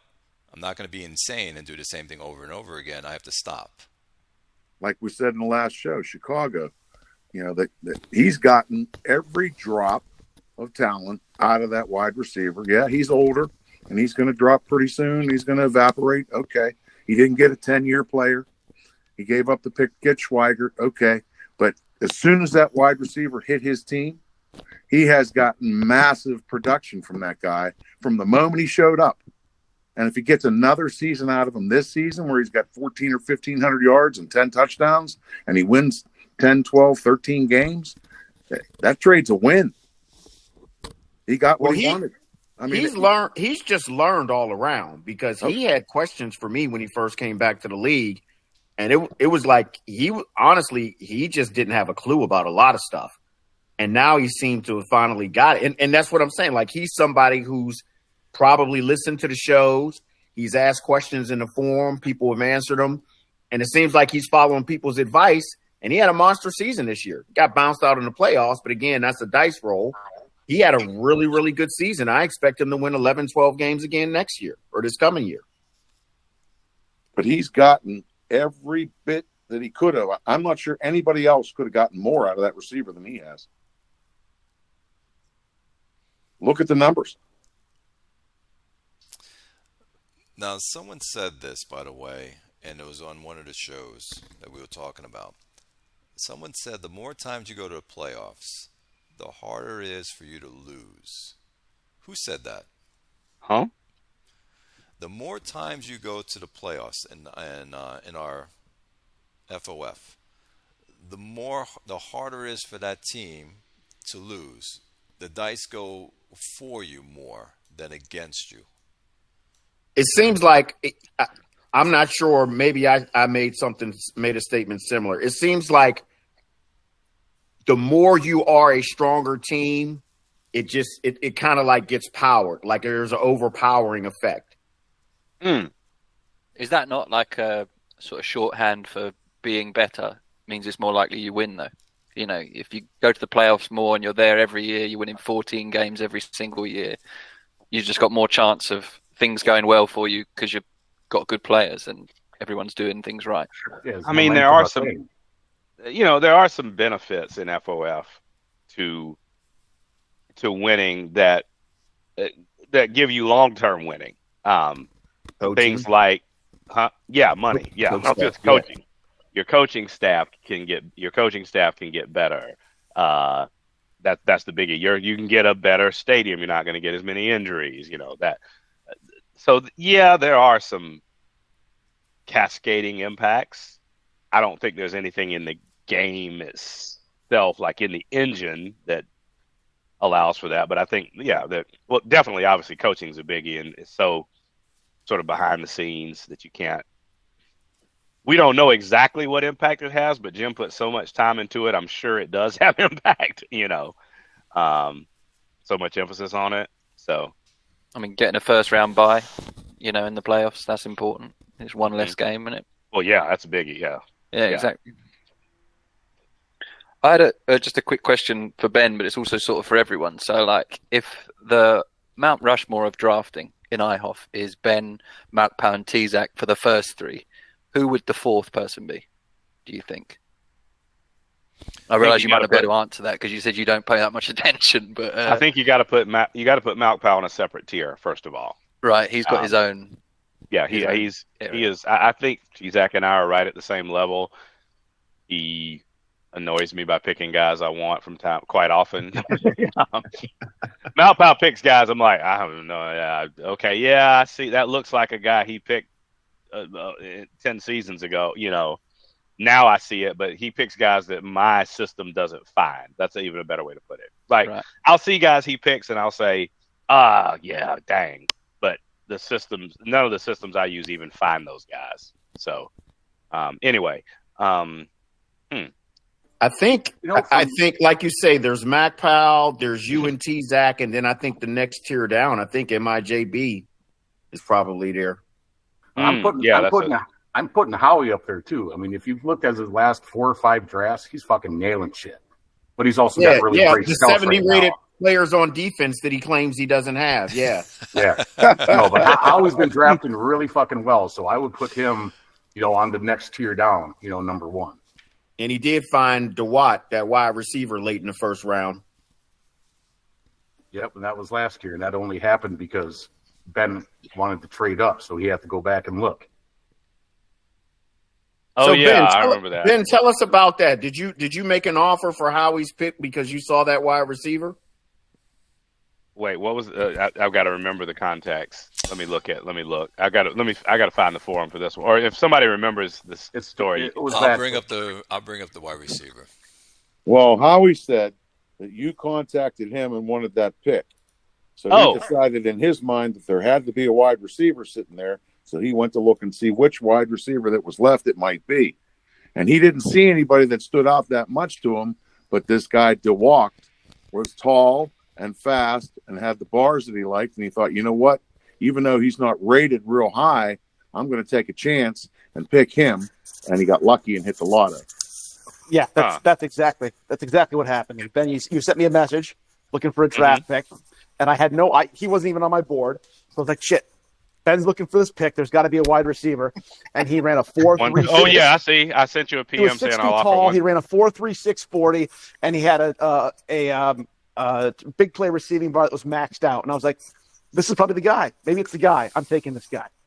But the answer to respond to Grim is, So I he don't not think look that I'm good. good at Did drafting. he not I look think, good in the? you know, He didn't have good bars at the time. yeah, They were average. his bars were okay. I saw his bars with my scout much better than the auto poster scout did on the forum. So I was like, maybe he'll hit, and he did. But I've missed on wide receivers and first round draft picks more than I've hit on big guys. And I've gotten lucky sometimes on taking players where I had a hunch. I think one of my cornerbacks, Clayton, might have been that guy that I didn't even mean to pick. It was one of those I was like, add to priority list, and my fat finger decided it was going to hit select this guy anyway, and he ended up being a solid player. It had nothing to do with draft skill and everything with just luck. Ben, was that the guy you were going after? The guy to Howie took? I'm sure it was. I'm looking at. I mean, I didn't take notes or anything, but looking at the ratings and looking at his bars, yes, I would have. I've got it. I've got him pulled up in what's it called, Player Track. I've got him pulled up in Player Tracker so I could see his original blue bars and stuff. Yeah, I'm sure that's who it was. Good find, nice Howie. one, Good find. Would Quicksand be on that list too? Quicksand only drafts his chemistry guys. I wouldn't put him up in that tier. He only drafts for his color chemistry. Yeah, for the most part. He'll occasionally, if he sees a stud, he will occasionally grab a guy. But yeah, typically speaking, he's going after that chemistry color. Yep. I think Julio. Like if you just look at his roster on my website. Oh, yeah, like his quarterback. He's got one quarterback and one wide receiver who are green. Every other offensive player is pink. On defense, every single defensive player is green.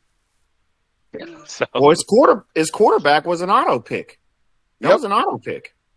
Oh, was it? I think it was in his. He didn't I realize think he was in his was queue on. though. Yeah, I think it was in his queue, Jugs. Did he say that? This guy right here. Yeah. I Yeah, think Tucker was an auto pick. pick. I don't know if that guy was in his queue because he's not his color. I don't think Well, so. he will. I'm going to say it again. If he sees a guy that, like, a quarterback or a wide receiver, typically, sometimes a defensive end, he likes defensive ends. If he sees a guy that's a stud, he will get him. Look at Luke Dunlap on his team. Right. He drafted him. He's green. He's the one. What is So it? he's a wide receiver. Oh. Again, the best thing, if you look at the website, it makes it very. Look at his roster; it's very clear because literally all his players are pink except for two on offense. Well, he initially said that he didn't like the quarterback. He couldn't believe that it took him as an auto pick, and he didn't think the draft was on because this was over. I think. I'm not saying it might have been the Christmas draft. Yeah. It was the Christmas draft. Yeah. But I'm saying in general, this is true. There are times where he will not pick it, but yeah, 98% of the time he's picking his chemistry color. I tried to be friendly and take that QB off his hands, but he didn't really reply. You should have gave him 4 first-round picks. 4 for an auto pick. It's not about the auto pick; it's about the player. Hang on. I could have thrown a kicker in too, huh? Yes. Oh gosh. Okay, let me say that comment there. Let me say one of my favorites. And I get this from time to time. It's hey, here's a guy. He's I don't know. Let's say he's a 35-60 linebacker that I picked in the 4th round, and I know what you're going to say. What am I going to say? I already know where you're going. I will get guys who refuse to pay more than a 4th round pick for that guy. Oh no, I'm not saying that. No, I will get request. No, well, you only paid a fourth round. You drafted in the fourth round, so I can't send more than a fourth round pick. I'm like, what? So, I mean, I think 4 firsts would be a little bit out there, but not 4 first, but I'm saying, obviously not 4. But yeah, I have had multiple situations where I'm trading a guy that is, second round type quality, mid-second quality, where some guy, and he's usually drafting near the top of the draft every year, says, no, you paid a fourth. I'll offer you a fourth. There is No. some blockage, Ben. There is some blockage in people's head that they can't get past that. Even though that player is a first-round talent, if you got him in the fourth or the fifth, they can't say, I have to pay this, because they feel like they're being cheated for some reason. It's amazing. Anyway, I've got multiple times that has happened. My old quarterback, Sergio Haskin, after I traded Marty Forlin to Paris, Sergio Haskin was my starting quarterback, and he jumped up like, I want to say 11 points that first offseason after I traded Forlin. And after he started 1 year, he was a 5th-round draft pick. He started the first year. I had 2 GMs come to me and offer me a 4th-round pick. The guy was rated like 66. I said, why would I trade him to you for a 4th-round pick? Well, you only got him in the 5th round. That makes no sense. I don't even look at that shit. I don't look at what round they're drafted. If I like his bars and he's good rating, I'm going to offer what I feel, is a deal. So, okay. And So actually, Tizak pointed this out. I did not. This is the one that I had missed for all my years in FOF, and he pointed out, and he was correct. Actually, there's a slightly better draft value. There's slightly better value of trading for a guy who was picked in the 4th or 5th round, because I don't know if anybody picked up on this. He said it on the forum. Because they asked for less money over the course of their career. Yep. It's not a ton less. They still ask for premium, but it's not a former first rounder asked for more money even in his 8th year. A former first rounder who's 60-60 in his 8th year and who threw for 5,000 yards will ask for more money than a former 4th rounder who's 60-60 in his 8th year and threw for 5,000 yards. Same stat, same everything. They value where they were picked. So technically, pedigree or whatever. So technically, there's you would pay you could make an argument for paying slightly more for a guy who was drafted later and turned out to be good. Absolutely. See, now here's the flip side, and I've seen this more than once, but I got one really good example. In TFL 1 year, a guy signed a late free agent offensive tackle, and of course, preseason week 2, he booms up to like 64 or 66 future, and this guy immediately says, well, I'm going to throw him on the trade block, and I'm going to get, I want a 2nd-round pick for him.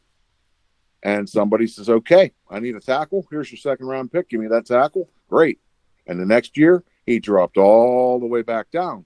So I guess it's going to depend a little bit on, like, the 4th round's a little different than a late free agent. But, I mean, at some point, if he's got that kind of value, players' ratings go up and down their first couple of years. If I'm going to pay a lot more than somebody paid to get the guy, I think I'd want to see at least 2 preseason week 2s before I pull the trigger. I strongly suspect if he went down that far, I strongly suspect that was just a random drop. He went up and he went right back down the next right. But I suspect he went that 2nd drop was a random drop, and the first one might have been a random addition too. But preseason week 2 is basically dice rolls anyway, right? No, you're not going to be Absolutely not. I mean, that's unmasking. I mean, that's the term that we kind of over the years. It's unmasking is what it is. And occasionally there's when I say occasionally, I mean 5-10% of the time there's a random deviation in one direction or the other. But for the vast majority of players, it's unmasking. This is who he is, and we're going to show more of who he is every year in training camp. I missed the question. What did you say, Red Zone?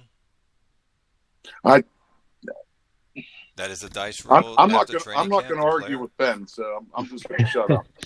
No, but you said that it's the training camp is just a dice roll for all players, and I would say I strongly disagree with that. got it. For the vast majority of players, it's unmasking. There are some players that get all players get a dice roll. I'm fairly certain all players get a dice roll, and you could sometimes a stud just becomes a dud out of nowhere. I mean, well, we've all seen, a year 5 guy that's 70-70 all of a sudden becomes 33-33. That's a dice roll, sure. Or even I won't say, let's say he's not fully developed. He's 65-70. All of a sudden he becomes 33-33. That's a dice roll. But if he's 65-70 and all his career he's been slightly increasing, and now he becomes 68-73, that's not a dice roll. That's unmasking. There you go. Okay. So I had a linebacker, Ben, that I drafted, and he was a 32 out of 68, and then he was a 38 out of 65, and he played his rookie season. And then going into his second season, he was 49 out of 65. And then after PS2, he was a 29 out of 29.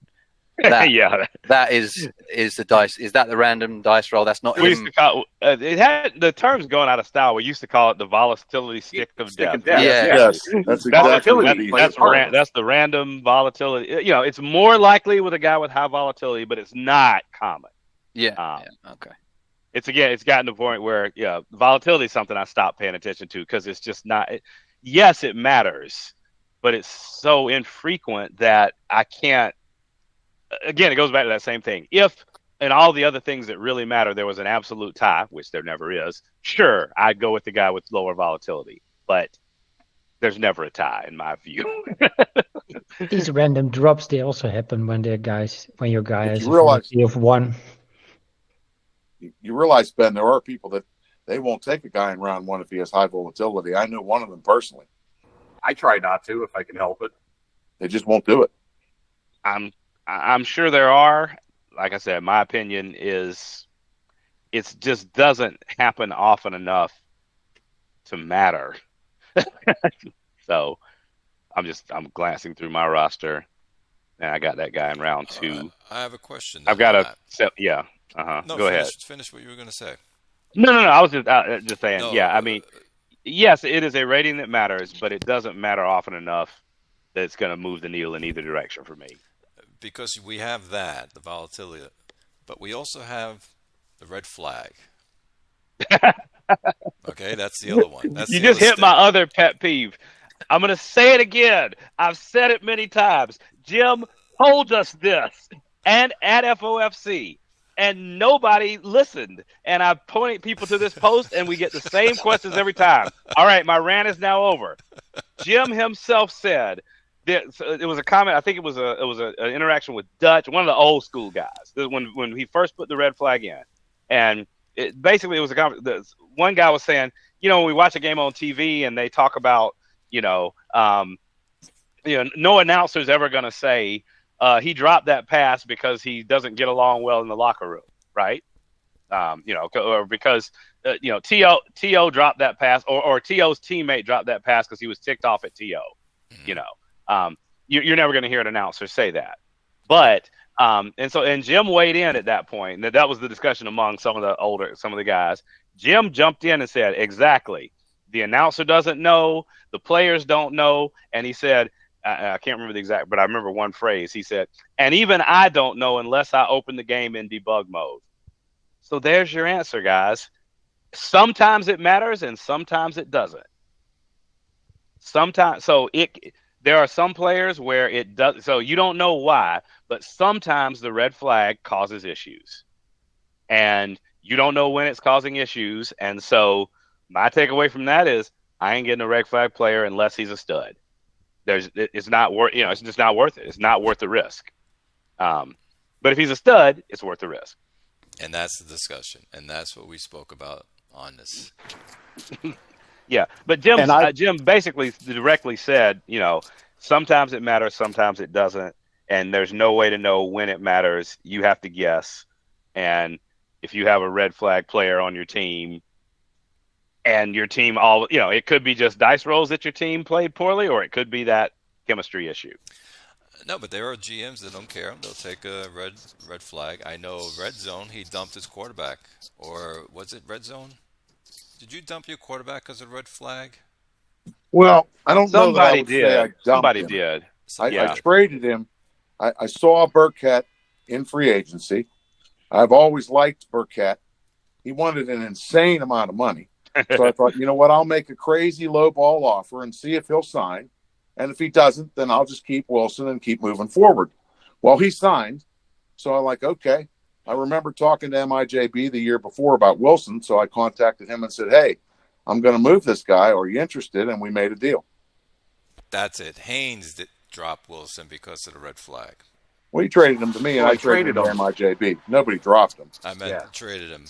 Either way, he got him off his team.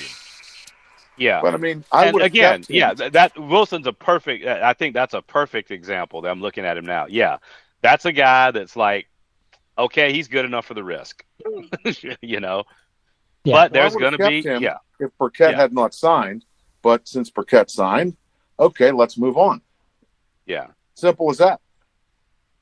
But I'm looking at so he was on OB. Yeah, so he had an 80 QB rating for years, and I'm going to argue that that's likely because of, poor game planning or poor talent around him or whatever. I don't remember. I don't know which one of those, but no, I don't think the red flag doesn't cause you to tank a season, but it can cause you to screw up, games and whatnot.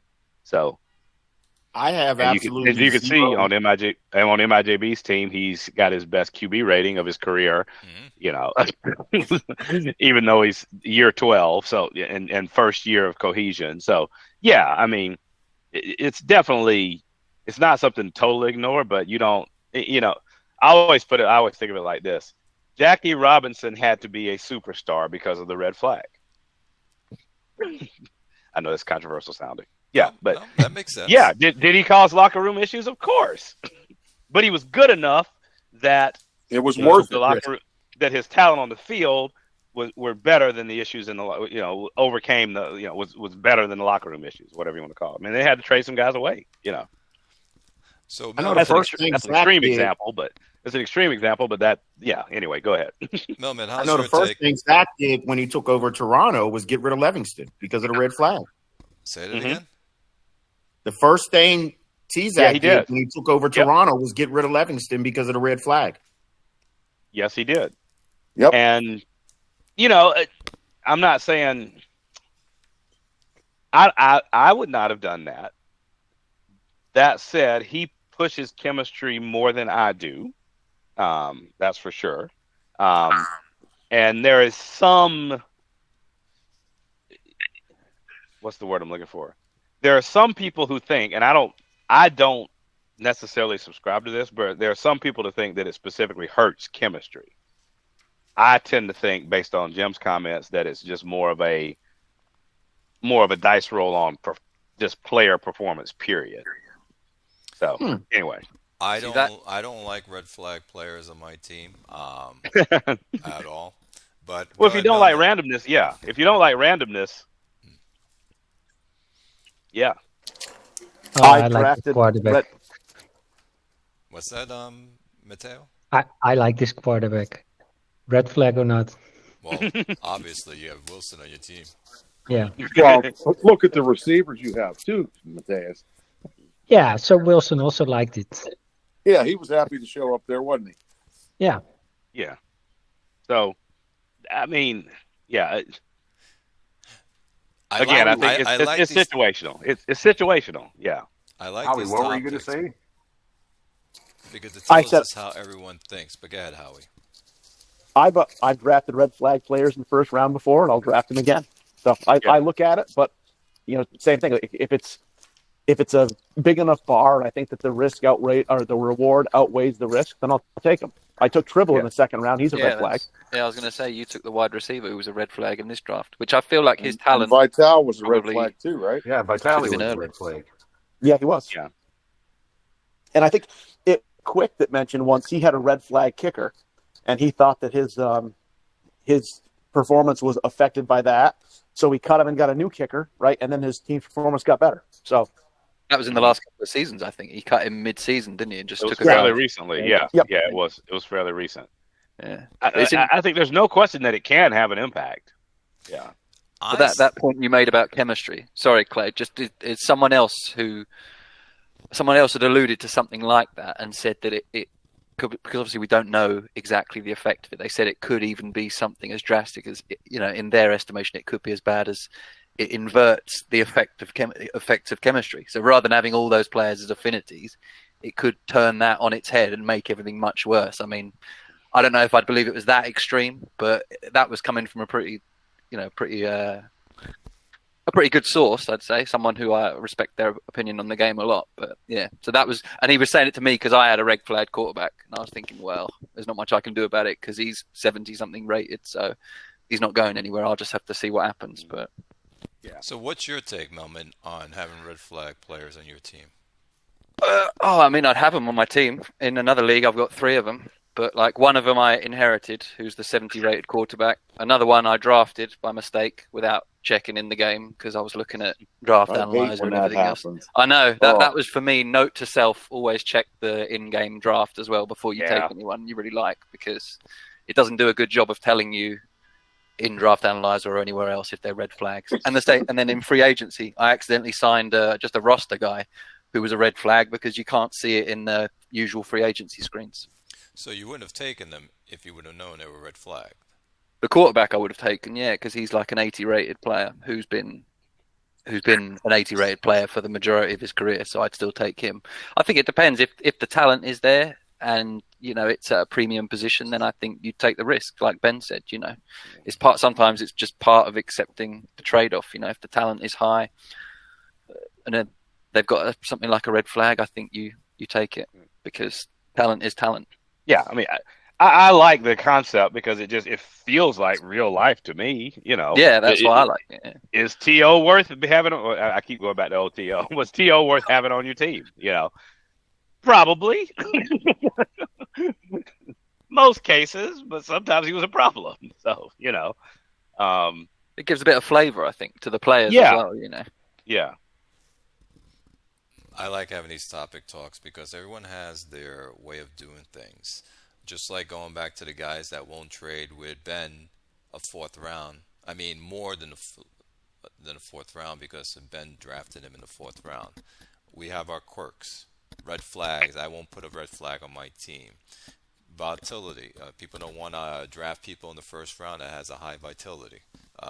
What else is there? There's a lot of different things that we look at. And we just won't do because we feel in our head it's going to mess up the game. Now, more of us are more experienced in this game. You guys know what works and doesn't work from playing it so long.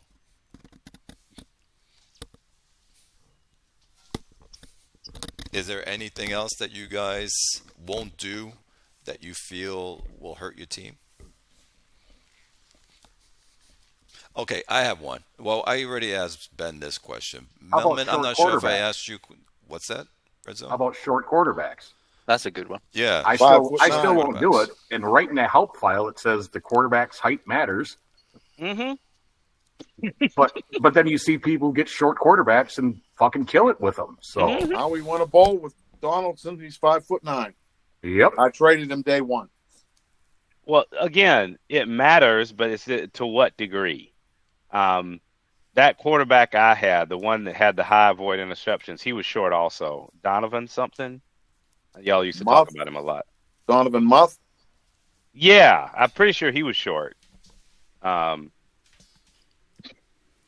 actually, Brady's only 6 feet, the guy I've got now.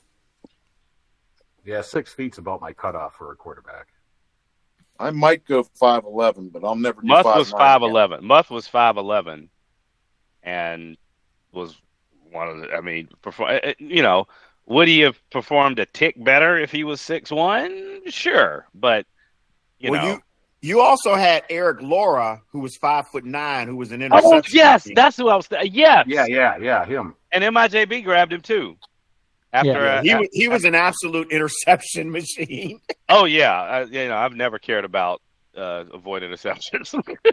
No, but if you think about something Howie alluded to with this, Donaldson's a rollout quarterback. So last show, we're talking tiny humans here again. He always imagines Donaldson rolling out and throwing the ball, not from behind the offensive line, but from the side of them.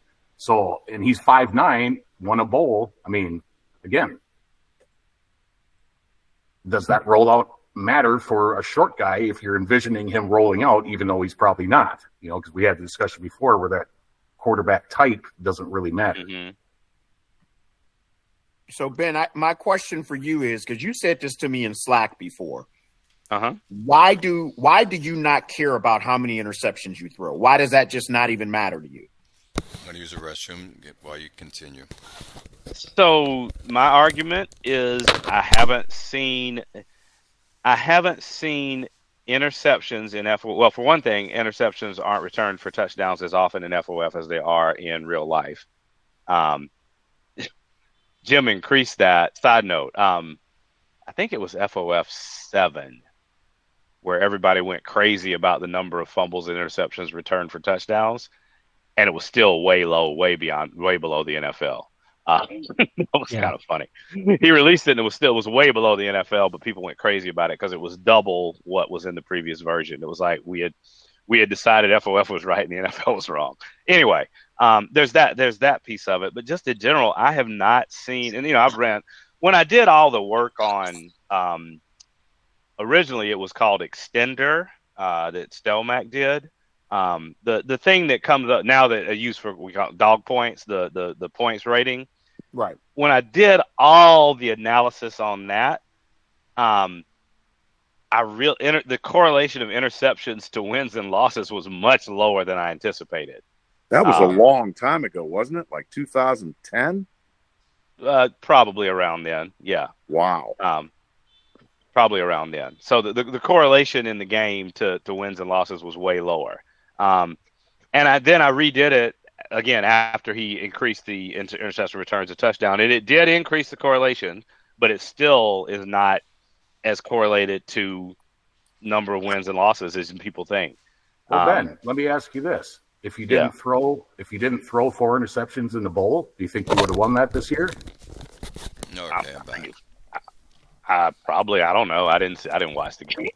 Right I don't know. Well, you turned the ball over 6 times, so 4 interceptions and 2 fumbles. I know. I don't do Soul Division or game logs anymore. So I didn't even know that. Sure, might we have? Yes, but again, you're talking now on a very micro level, small sample size. Right on. And I'm talking on a huge. I looked at. I don't remember. It was 40 or 50 seasons of data. Okay, that makes sense. Yeah. So, do you think that's you can? The correlation between turnovers and winning and losing is partly also the importance of it is negated by your offense and T-Zac's offense and the heavy passing ones being like an offensive volume. You're going to have more possessions in a game. You're going to score a lot of points. You're going to get a lot of yards. And that comes from almost having that kind of gunslinger attitude of, look, we're going to go for it on fourth when we're out of field goal range that we like. And we're going to do these things that, that might be risky, but we're going to have a lot of possessions in the game, a lot of chances to put up points versus a more controlled or balanced offense that might only have a certain number of possessions in a running offense or something. That is possibly an advantage to that type of offense. I won't disagree with that. But going back to the actual numbers and the correlations, though, that was just run on a bunch of single player data. Just here's how the game. I was just trying to see here's how the engine works, if you will. Yeah. So it wasn't like there was. I wanted to intentionally eliminate human game planning. Right. So it wasn't to do with your offense or that particular offensive style. Okay. Yeah, because ultimately, I mean, my goal. I wasn't trying to change my strategy. My goal was to assign each thing that a player does an appropriate value. So the points would be right. Yeah. He does this, it gives him more likely to win. So yeah, I just noticed that. I was like, oh, that will change the way I play the game. When I noticed that it was lower than well lower than what I would have thought.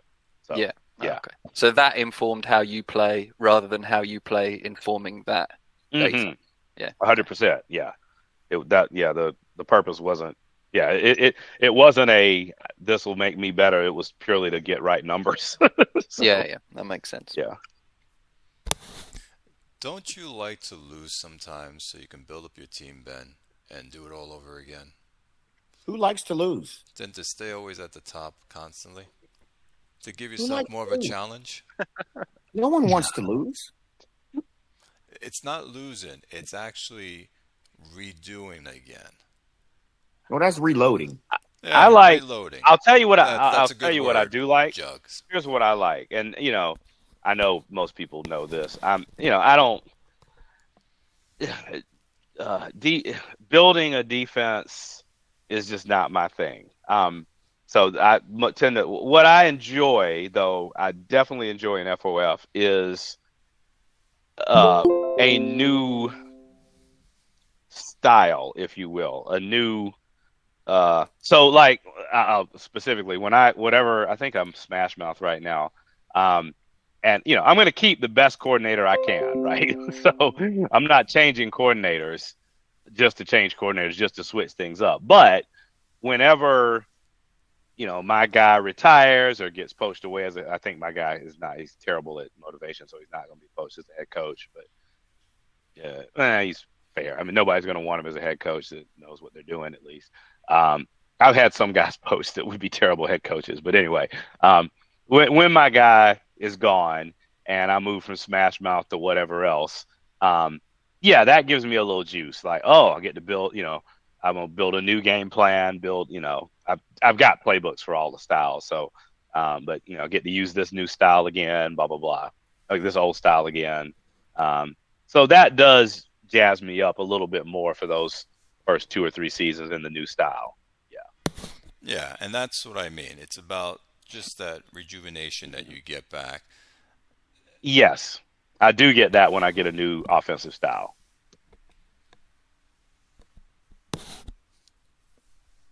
I saw some discussion at FOFC, side note related to that. I saw some discussion of FOFC about, you need a certain style to pass. Like it was, spread offenses are better for passes. No.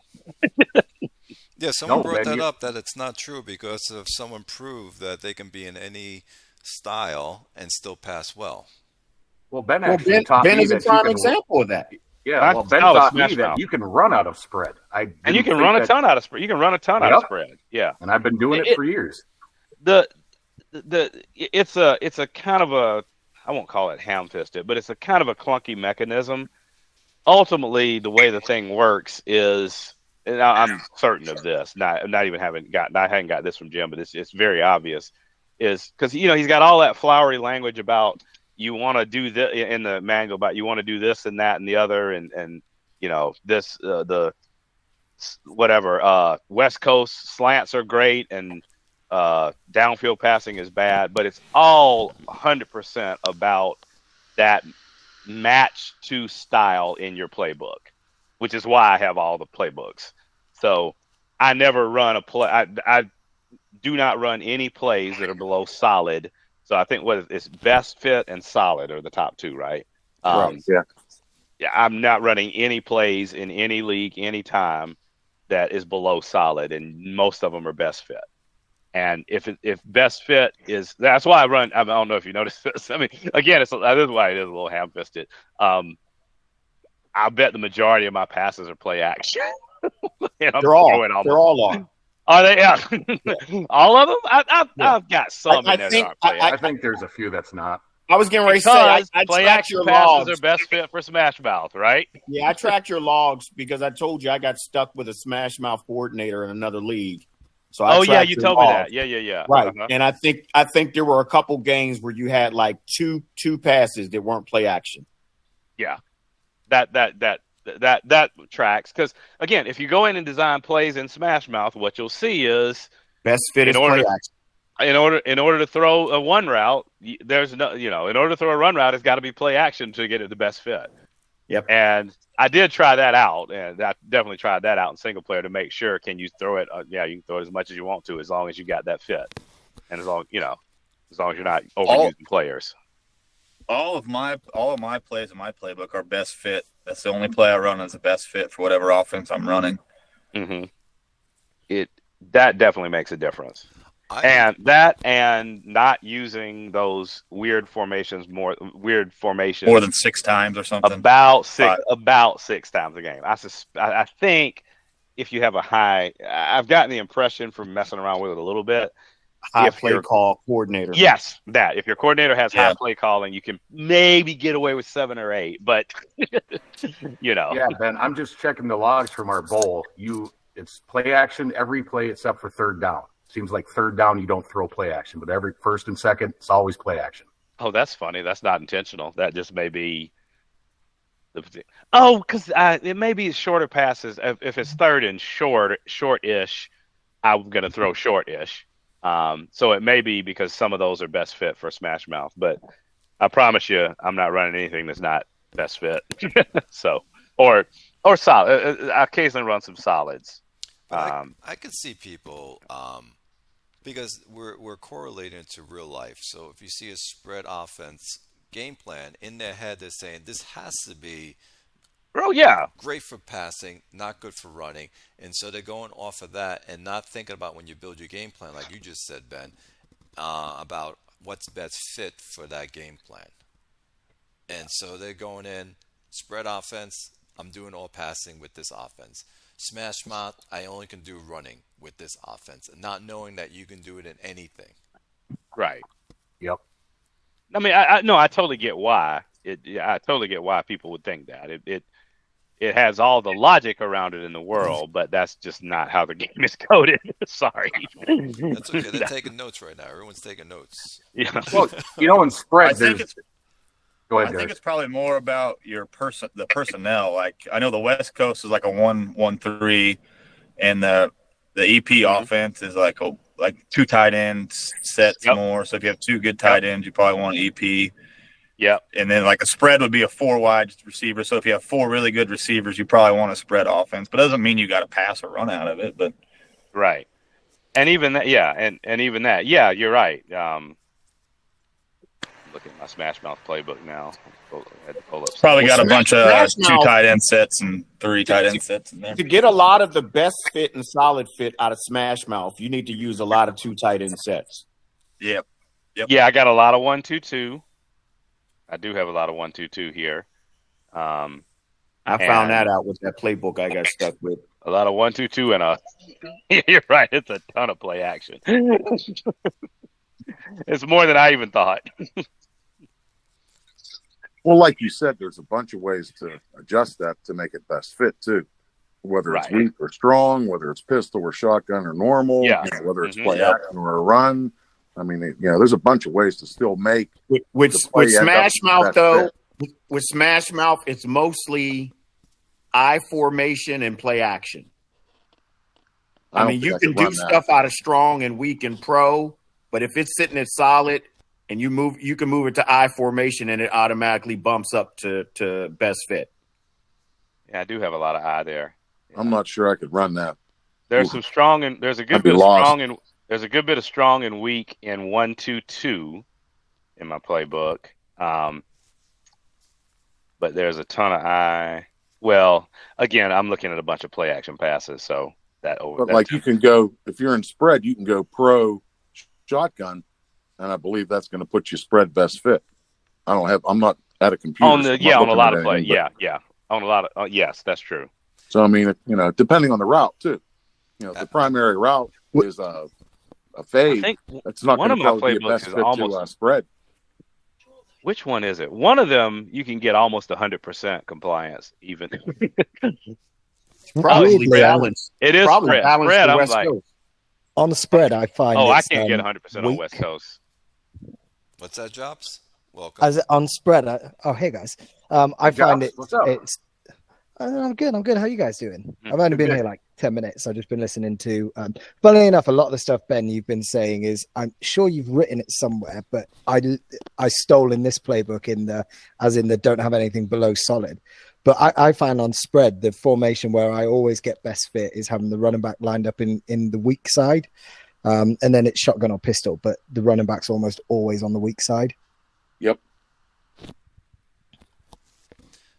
Do you guys run or try to run a two tight end game plan where you're throwing to both of your tight ends? Yeah, all the I time. have. Success, I have. successful or Yes, Yeah. I have. okay. Oh yeah, absolutely. Yeah, that's how I won the bowl game, the bowl with Iowa. I had two really good tight ends. I actually three of them, and I was running the Perkins offense. So all the best fits in there are mostly to the tight end. So I ran a lot of 1-2-2, 1-3-1. I'll run a query while y'all are talking. See, I'm sure I'm pretty sure I've had 2,000-yard tight ends in the same season. I'll see who else. I'll see who else has. And the best thing about throwing to the tight end is that you can't double a tight end. So Right. Yes, you can. Yes, you can. Yes, you can. it happens randomly. They have like a 1-3. No, it's all based on the route running bar. You can double the tight end. No, it's not. You can't double a tight end. Yes, you can. You absolutely can. Yes, you Yes, can. you can. It's just you have to look at the tight end route running bar. Let's say it's 100. I think it Take 10% off. Yeah, take 10% off. So now Take his route 10% running. off. Yeah, 9. So now he's got It like might be 90. 20. route No, running. take 20. I'm sorry. You take Yeah, 20% off the route running bar for the tight end. The tight end most certainly can be doubled. Yep. Me and Chris discussed Yeah, you can that look in not long logs and ago. see it. It happens all the time. Yep. I saw it happen. I just thought it was random. I didn't know The that. running backs can't be doubled. The Yeah, running no back doubt. and the fullback can't be doubled. Yep. But the tight end can. You just have to take 20% off his route running, and that's what his route So if running his will route show running for bar us. is 70, you would compare it to 54 to the wide receivers. So wide receivers, yeah.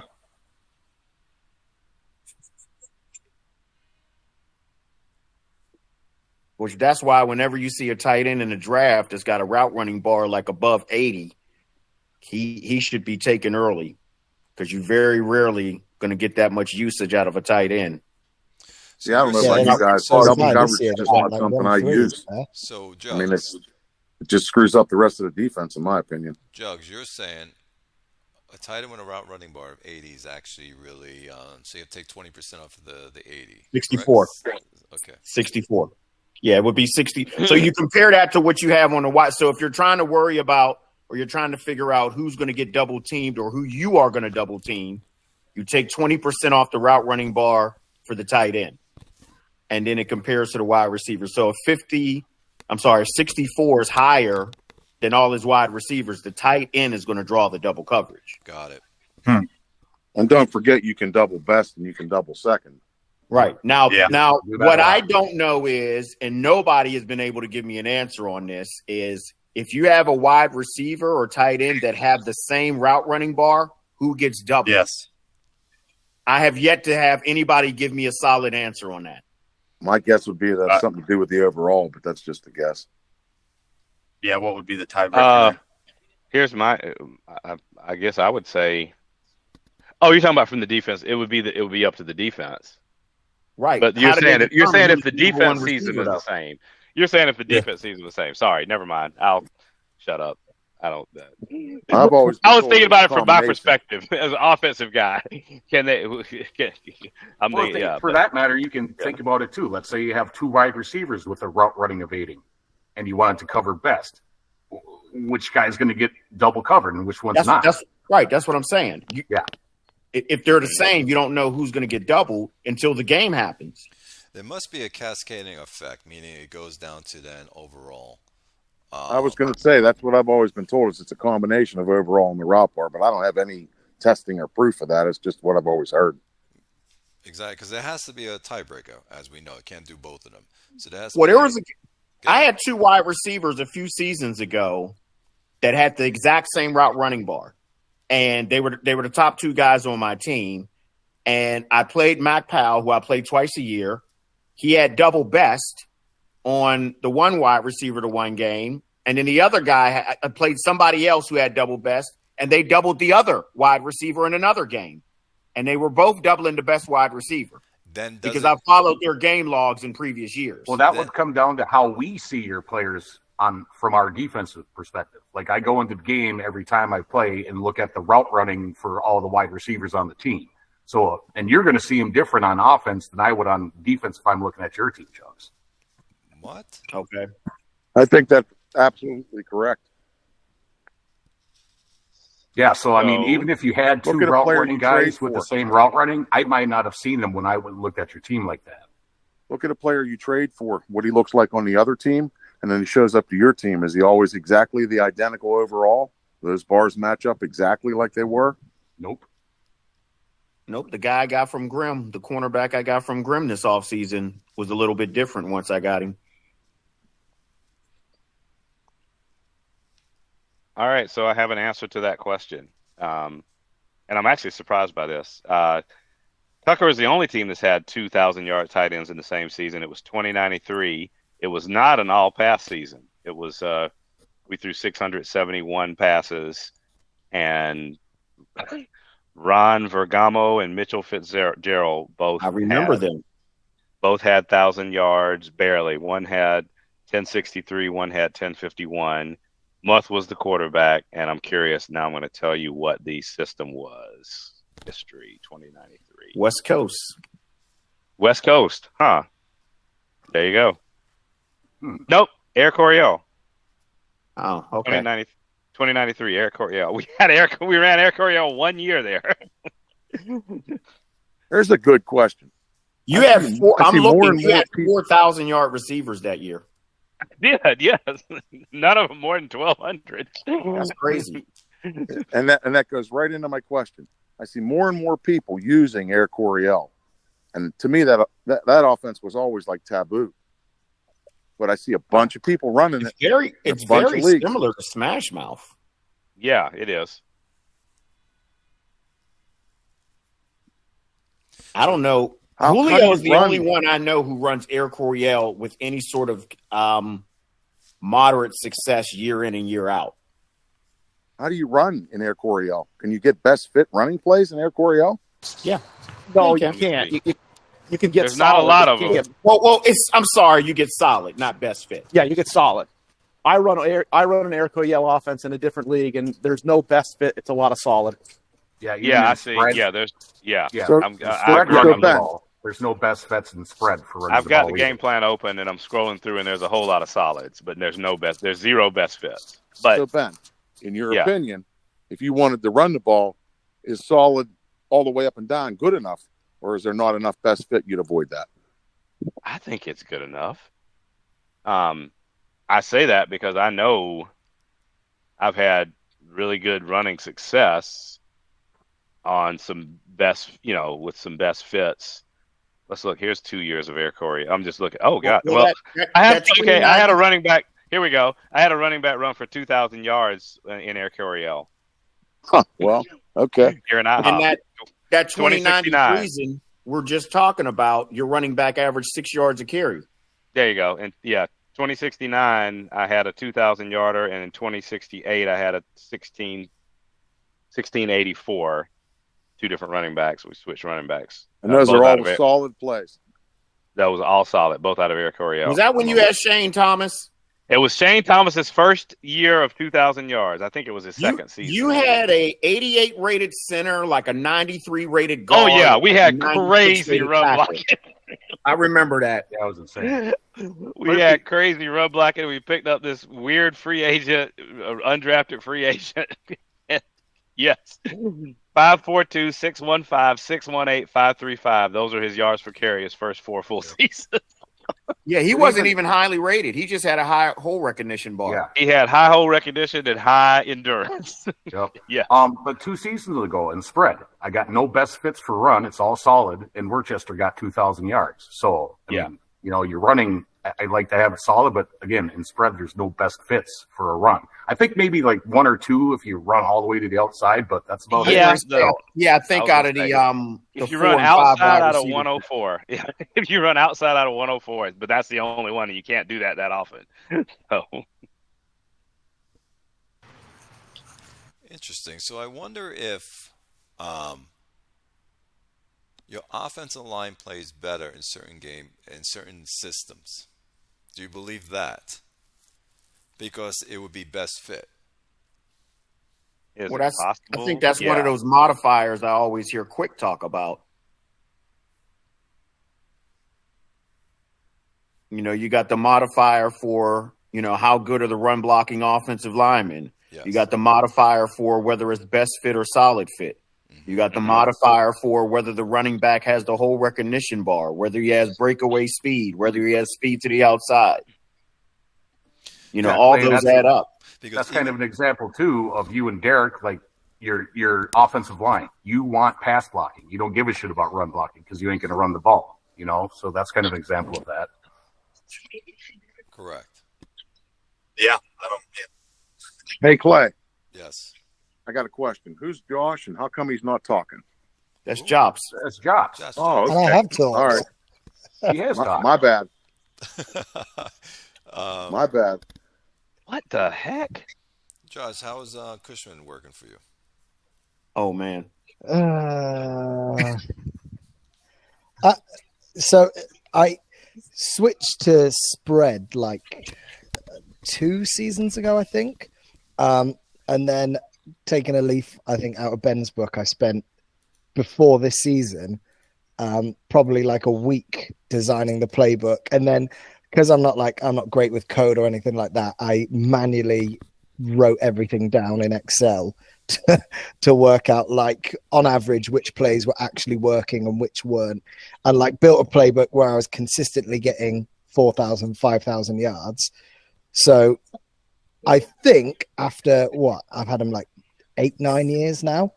I think that was the first season I've ever got where like it was good and consistent. And it was like trying to do a lot of short passes because I also wondered because like the playbook I had before in Air Coryell was loads and loads of deep passes, and I just wondered if because he's like a short passing QB whether he just hated them and didn't like throwing it long. So I switched that up. So he was great this season, but I kind of wish he retired because Ellard retired. I don't really have anyone for him to throw to. Well, he's last year. See, it's funny that you finally figured him out, and he's going to retire. Yeah, I know. Took long enough. But I think got a receiver you can have. Please. I got some on the trade block. I have a receiver for you. I just drafted him. Oh, who is it? Zero big play. Oh. Yeah, I think it was the first time because I've always just had this playbook that worked really well with Roger Adams, who had crap bars and just really big deep passing, and like won the bowl with him. So I was like, oh yeah, if I get a better QB in that system, that'll be fine. And I think it took long enough, and eventually I gave up and thought, no, I need to tear the whole thing up and try something different. 37 touchdowns, incidentally, is the most I've ever had out of a QB in multiplayer. That's a pretty good season. Yeah. Although Ben's guy, I've said this a couple times, Ben, you know that Brady's probably going to throw at least 600 touchdown passes in his career, maybe close to 800. Well, I don't even know what the record is now. I'm not sure either, but he's going to be chasing it, I'll bet you. Now, do all of you guys do your own game plan, both on offense and defense? Yes. Unfortunately. This season is the first time I started to properly do it on D. Because if you look at my game logs, we were like conceding 40 points a game until midway through the season. So then I started doing it, and I worked out we averaged something like 25 points or something in the second half, which if I did that all season, I would have been like 10-6. Yep, I adjust my defense every game. I go look through their logs. I go see who I should double team or double second and switch up shit if they run more. I'm going to try to do more cover one buzz. If they pass all the time, I'm doing Tampa 2s and all that shit. But yeah, defense for me changes every single game. And that's why I catch him every single time, Clay, because I know what he's going to do. Well, it's the problem is that I don't know what you're going to do because you have the ability to run or you can switch to your pass play. So if I call a run stop defense and you switch to pass mode, I'm fucked. Yeah, that's what screwed me in our playoff games. I was really prepared for Jugs' offense, and then he just ran a slightly different one that was better and more suited to the players he had available at that time, and it destroyed me.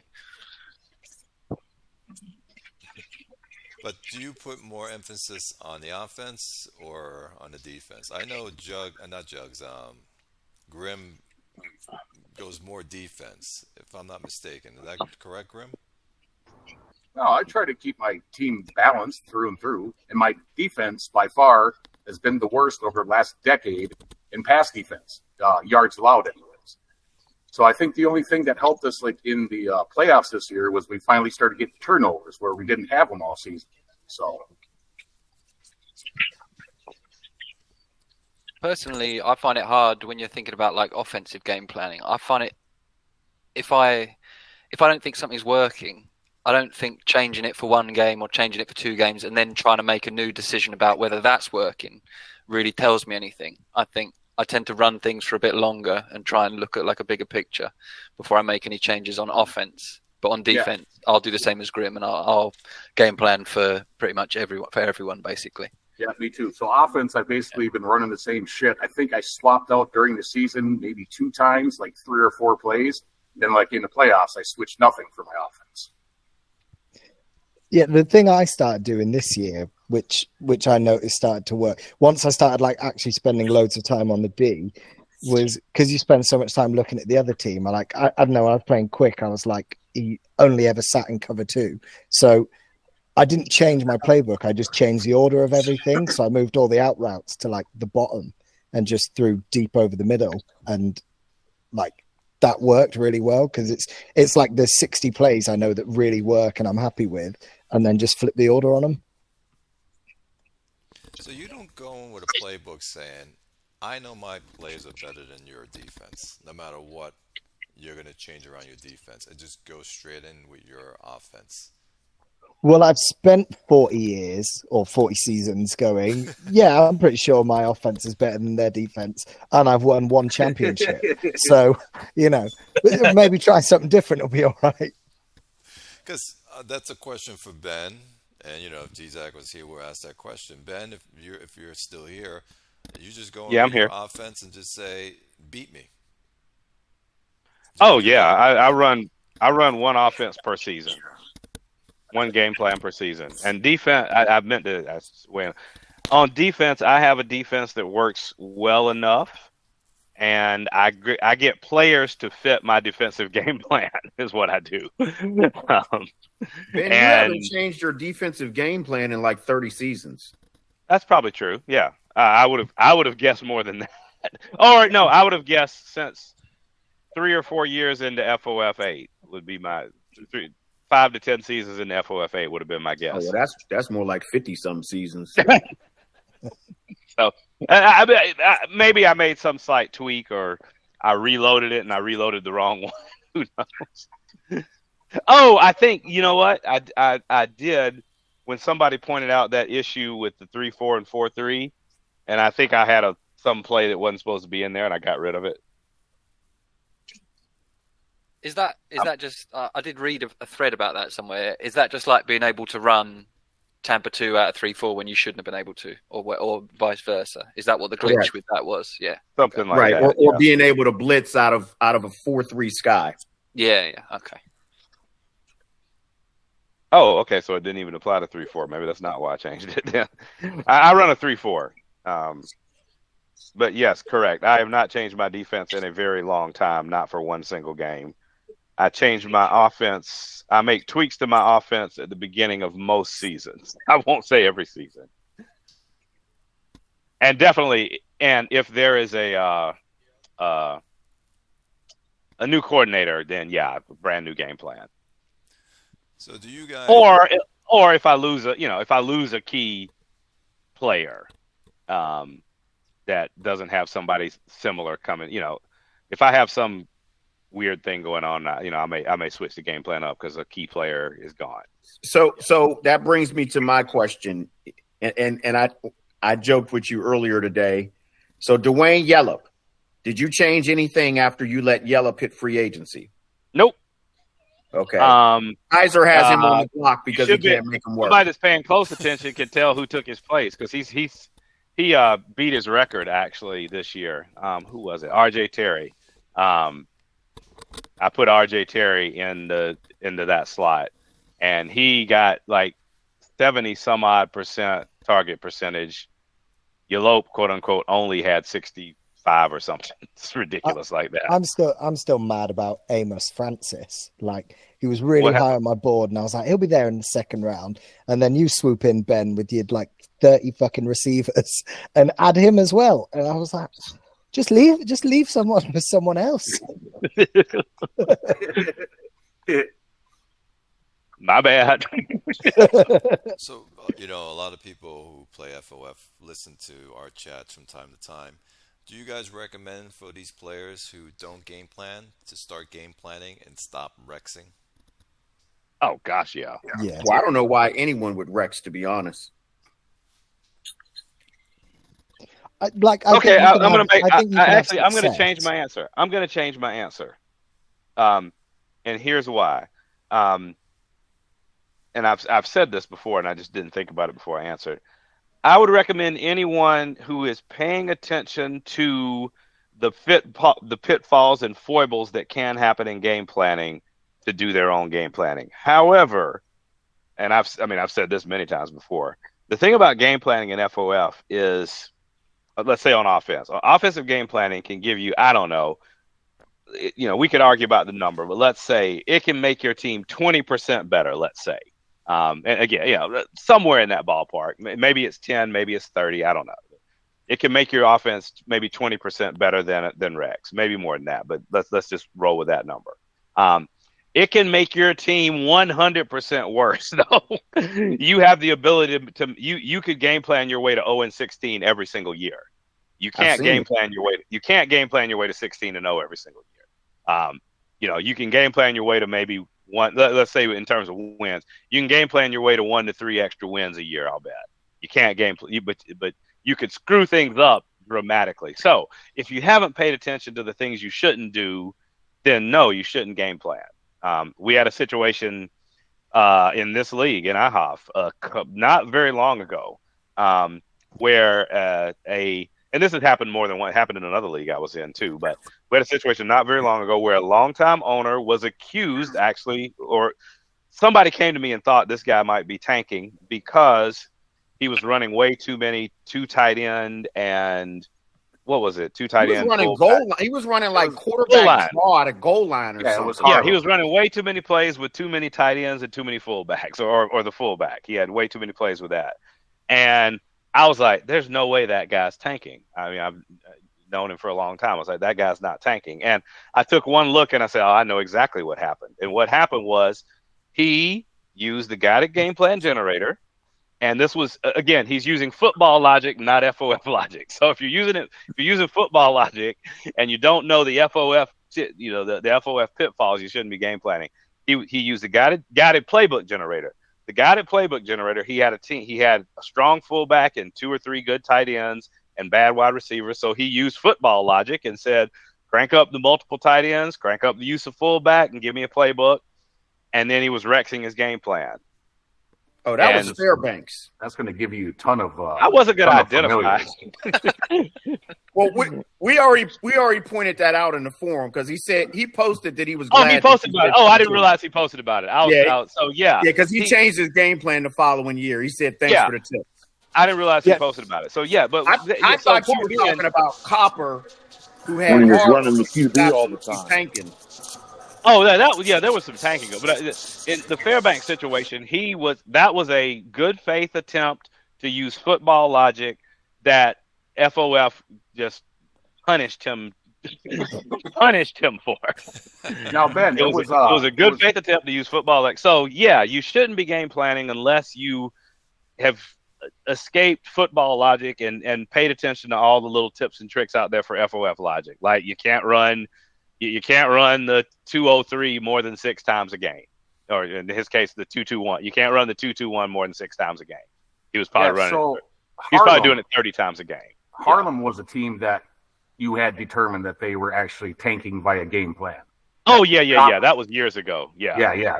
That was before Bob took over the team. Yeah, that was a true.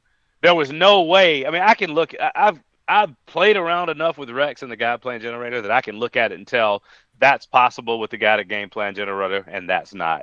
He had like eight instances of the same play in his game plan. No, the playbook. No, Rex doesn't do that. Rex doesn't go higher than 4, maybe 5 uses of the same play.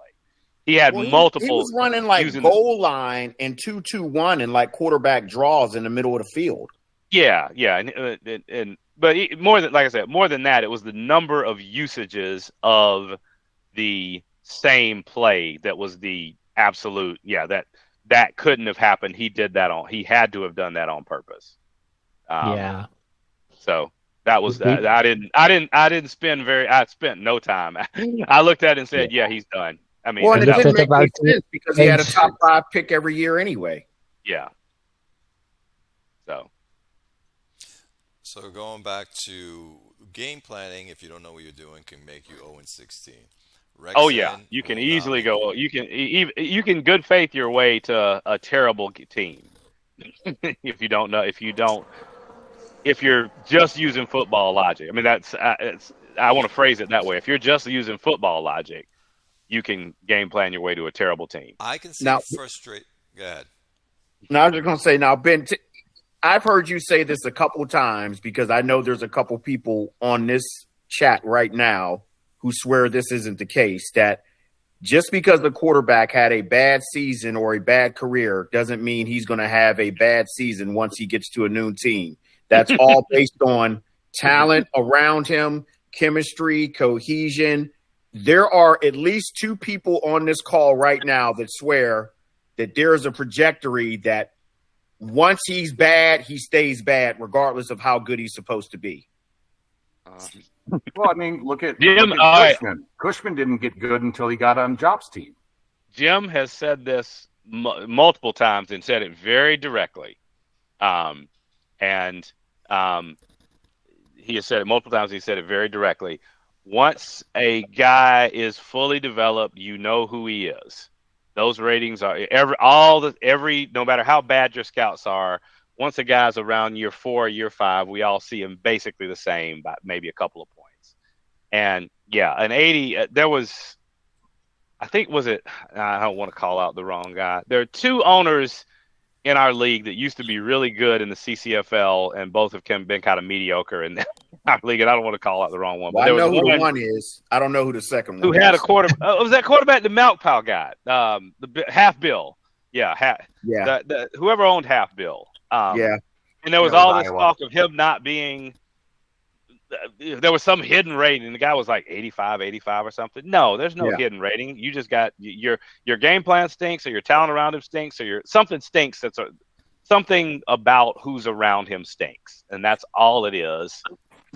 When a guy has it is all, the ratings are accurate once they are fully developed within just a couple of points. Yeah, there's no such thing as an 84 guy. Oh yeah, here, I just pulled him up. Yeah, he never had a 90 QB rating for 8 straight years, and then he goes to Mount Pi's team 109, 106, 96, 102, 94. Then he goes to Chesapeake 101.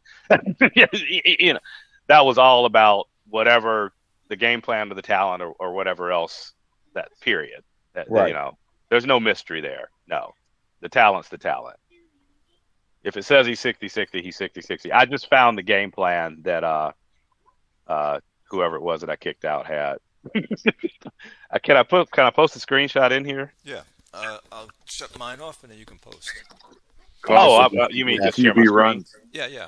I have to stop sharing and then you can. Okay, hold on. See at the bottom where it's a box and an arrow. There are 9 people in Click here. That. It's gonna say.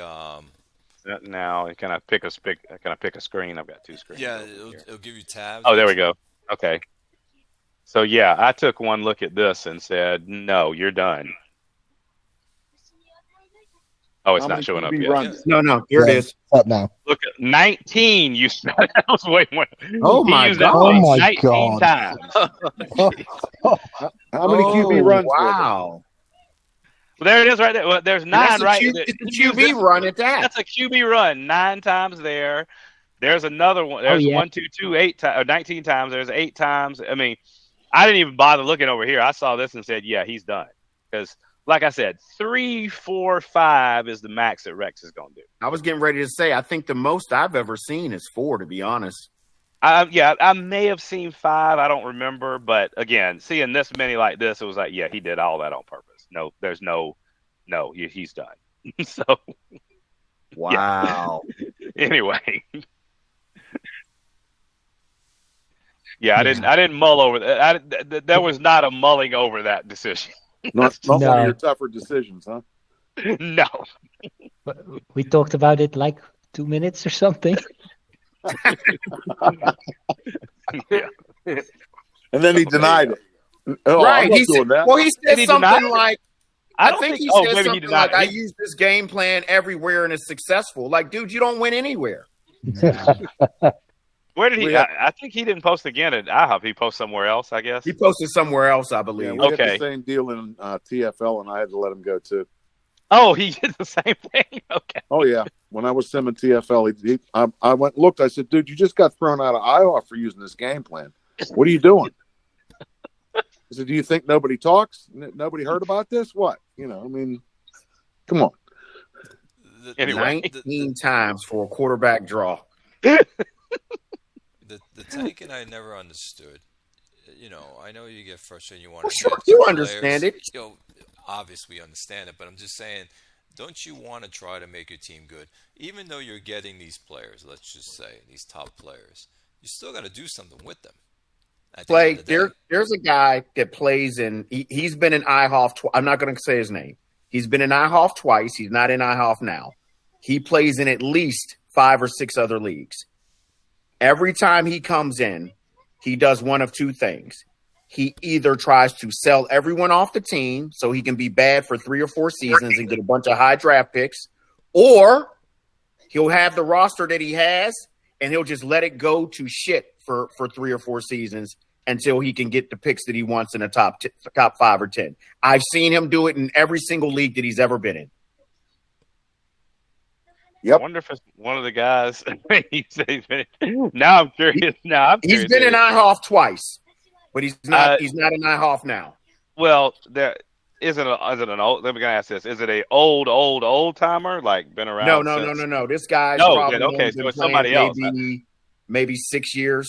Yeah. Okay. So it's somebody else then. So yeah, we have 2 guys, in particular from IHOF history that have a long history of, if you would let them, they would tank. They would win 2 or 3 bowls, and then tank again.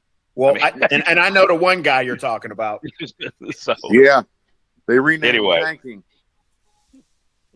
So anyway, well, I can see the frustration with people with game playing where they'll draft very good players and they have them on the team, but they don't know how to game plan, so they'll Rex, and of course, it's not really going to work too much, and they keep losing. So you get frustrated saying, I got great players, how come I'm not doing well? So you can see this happening. So that's one of those situations where you can do a couple things. You can reach out and ask for help, or you could do number 2 is you can go and see what T-Zac's doing. You can look and see what Ben is doing. You can look and see what the better GMs in the league are doing to be successful. There's a you really can look right in the logs and copy the plays. This isn't FOF 7. You can see what the plays are. Hey, this play. I told you. I've said this several times on this show. There are a handful of plays I've taken from Ben. There are a handful of plays I've taken from Zach, and there's like 2 or 3 tight end plays I've taken from Quick.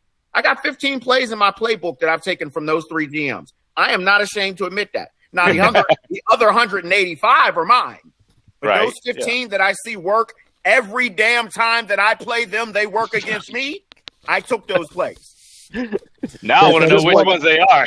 So there was one I saw from T-Zac's playbook this season that like I spoke to Coyote about as well, because when he was like copying the playbook and rebuilding it, but like, and he was like, I don't know whether it was a Rex thing, but it's a 1-3-1 that he always uses. It's like the top play that he uses in the opposition 6, and it's one primary route, which is the receiver slant, and then everyone else is running a route, like just an out route, and it scores every single time. Like I even copied it, put it in my playbook twice, I'm going to put it in properly this season, and again scored straight away.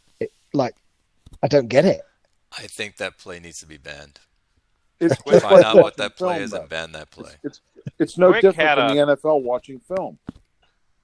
Quick had a Yeah. tight end early in the FOF 8 era, who had just terrible ratings. Like, I want to say 15, 28, like just ridiculously low ratings that had crazy good numbers, and he was running the same play. I think it was the first play of the game, and I did steal that play to that tight end. It was a 7 route to the second. He was the secondary tight end. I remember that. It was a 7 route to the T out of a 1-2-2. And I used that play for years, no matter what my game plan was. Eventually, I think in one patch it may have changed like how well it worked, but it was working ridiculously well for Quick. In that, I'm trying to figure out what the first. Now I'm going to find out who that guy was. But anyway, I'll find out and post it in the chat. Quick is amazing at making terrible players consistently really good. It's so frustrating. The amount of times he's just rocked up with a 15-20 QB and then thrown 400 yards and 3 TDs. Absolutely. I think you're talking about me, Jobs. I do that more. No, that's just this season. I do that more than Quick. Then you got Grim here. Grim wants credit for that, Jobs. Yeah, I'm not going to give it to him. I'm not going to give it to him. That's the guy he won the bowl with. 30 That touchdowns. guy's got a ring. He's so bad. 30 touchdowns, 12 interceptions. I still He can't has- get over I have that to say, I guy do is hate top him. 10 in avoid interceptions. That's just with those bars and lack thereof, he was top 10 in avoid interceptions. Yeah, I hate this guy. It makes no sense. It literally makes no sense. No, he's doesn't. the equivalent of me playing in the NFL.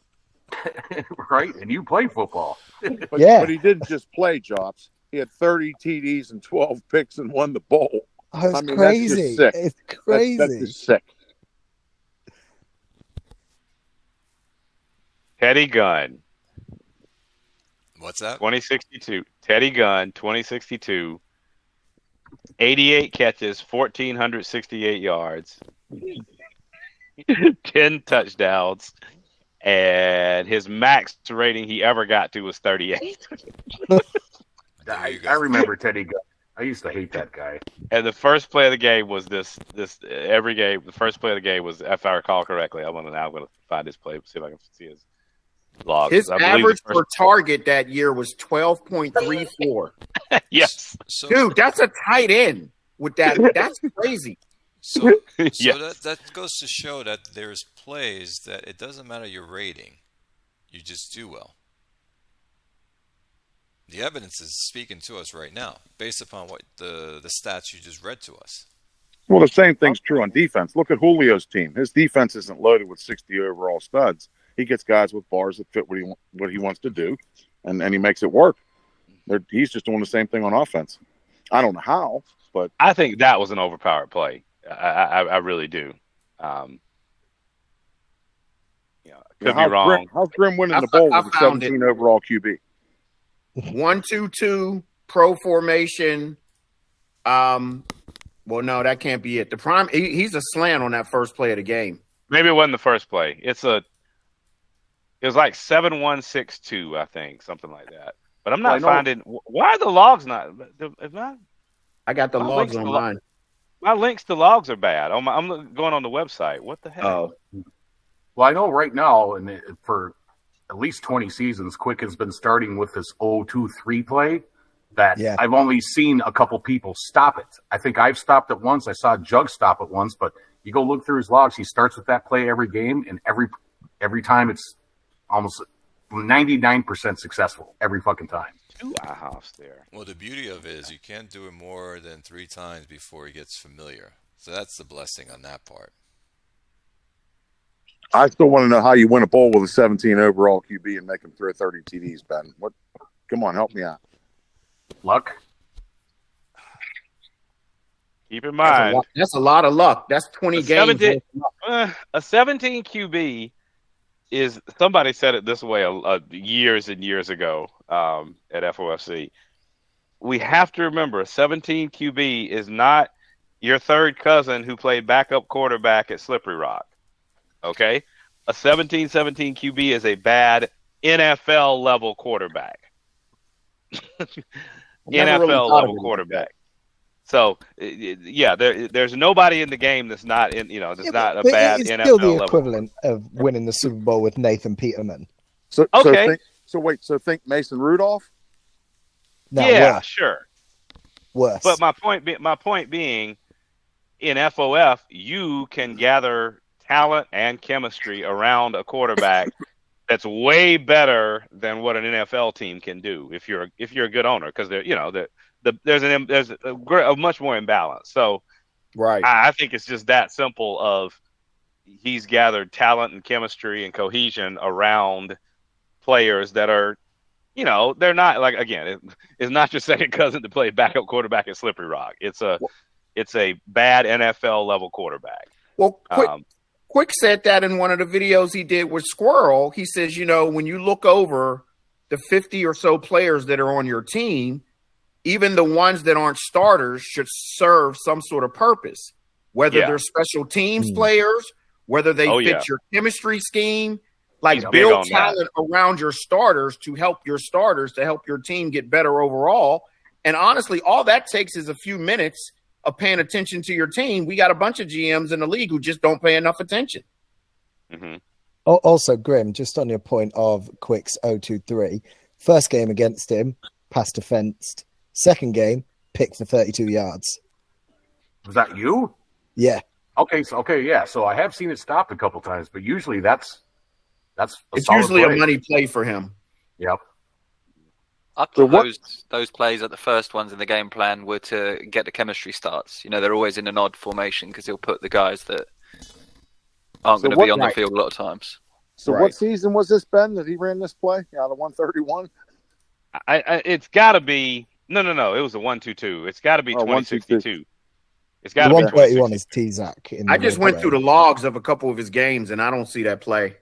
I got maybe it was maybe it was a different season then. There was definitely a play that I took directly from his logs. I thought it was that, because I remember that time. Let me see. Hold on. He was flipped to fullback at the end of his career. Yeah, he changed him. He changed his position. There's one where he has a post pattern. No, this is a 7 route. It's 7-1 something. I wonder if it was another league. I guess that's possible. On the topic of like individual plays and individual play designs and stuff, how much do you have to go into thinking about it? Like, if this guy comes up and runs the out route there, he's going to draw the nickel and clear the middle, and then the tight end will be able to do this over. How much do you actually think about that? Or is it just a case of, right, I need one route at each level of the field, so a short, a medium, like the primary and the secondary should be at different levels. Good question. The rest of the routes like that, because, how much does the end consider all that? Yeah. For me, it's the latter. Okay, good. That's what I'd been doing so far. I was worried I was missing the trick. So when you're designing a play, Ben, you're thinking that you want to make the defense cover short, medium, and long, figuring one to be open. I definitely do that. Okay. I definitely do that. And it's extreme rare that the primary and secondary route are at the same level. Like if it's a 7 route, then oftentimes my secondary is going to be a 2 route. I'm going deep outside, and then I'm going short inside. So, yeah. And when I first started, I really kind of designed my playbook using the football logic of this is running off the safety, and this is coming out. This is going to be the secondary. This is the primary, and I was terrible. Like offensively, I couldn't score points. And then when I redid my playbook and made every single target be a different level, I was much better. Yeah.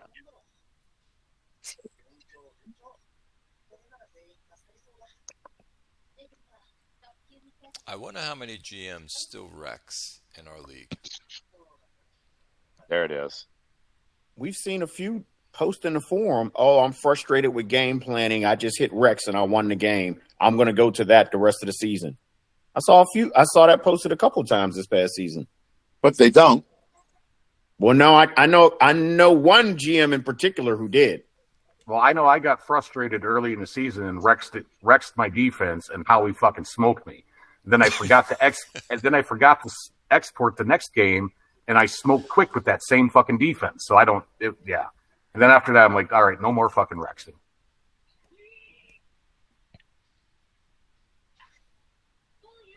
But yeah, for years I just Rex the D. But like, what I've known, I think one of the great things like about this game that's also really irritating is like it kind of gives you back exactly what you put in.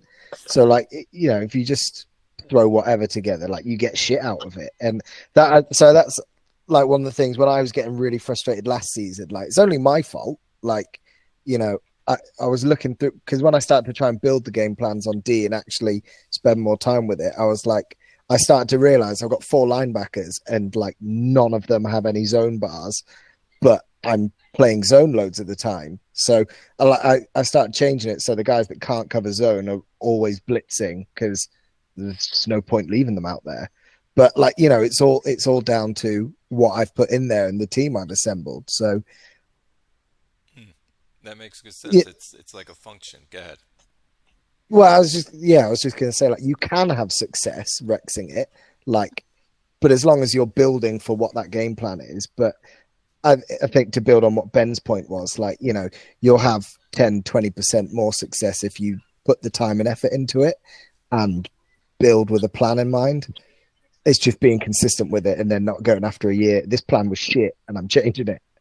Yeah, so also for Rexing, let's say we're going to Rex defense. Is there a threshold you would want your defensive coordinator to have on play calling before you even consider that? I don't think play calling has any impact on Rex, just for what it's worth. All right. My strong suspicion is that play calling is just a percentage modifier to success on every play. All right, that makes sense. That's my very strong suspicion is it doesn't matter for Rex. All right, that makes sense. I think sometimes with defensive game planning, and I guess even to some extent offensive game planning, you can have a great plan, and sometimes you just, you still lose. You still fumble the ball, or you still throw a pick, or, the offense still runs over you or whatever. You can call, I mean, I've gone through the back of the help file, where there's that chart or the table that shows defensive plays and their strengths and what they are supposed to nullify and stuff. And you line everything up perfectly. You put all your defensive players in the right personnel slots, but then I'll still lose, and I think sometimes you have to just accept that's how real life is. Sometimes people have the best plans and on the day they can still lose. And I think that's just, it's not always a case of needing to throw the game plan out, if you lose a game. What you got to keep in mind is it's a computer simulation. This isn't the real NFL. It's a computer simulation. There's going to be dice rolls. There's 1,000,001 factors of what can happen. Like, just because your team may be 2 or 3 points better than the other team doesn't mean you're going to win by 10 points. You may lose by 10 points because of game plan, cohesion, chemistry.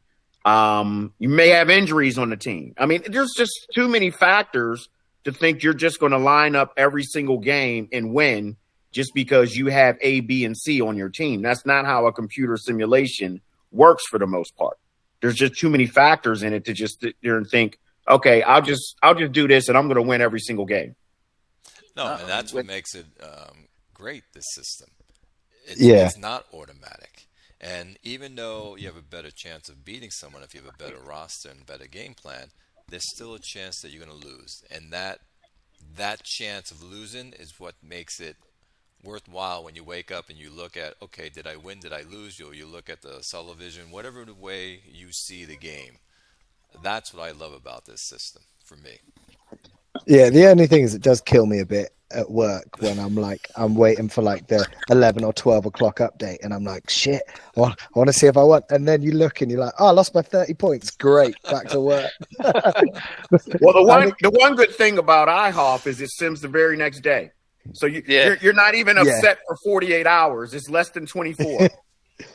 I think it was against Frederick or something. Like I put loads of time into the game plan. I was like, oh shit, yeah. They throw loads of outs, they throw loads of screens. I'll go and cover 2, and then like they ran that play for like 30 yards every time. It's just like, what can you do? It works, sometimes it doesn't. It's exactly one of those you things. do everything to try and stop it, but sometimes they still go off because that's the nature of it. Sometimes it doesn't matter what you do. I mean, maybe you're putting too much time into the game. You may have spent 2.5 hours on a game plan and second guessed yourself 4 times doing it. Meanwhile, you would have just been better off doing it for 40 minutes and, whatever your first thought process was, just left it at that. By the way, why'd you take this wide receiver, Nicky Perez? He looks terrible. He does look terrible, doesn't he? He looked a lot better to my scout. Because there was a few receivers that I liked the look of, and then I thought he would like at worst be, I don't know, like 50 route running, which I could live with. But he looks a lot worse than that. Well, not only that, but he's going to be 25 this season. Oh, is he? Yeah, I had that guy for ages, Methuselah. Who I drafted when he was like 26. I got 10 years out of him. I apparently like my receivers old. I think there were a couple of receivers I liked, and then he was the one left.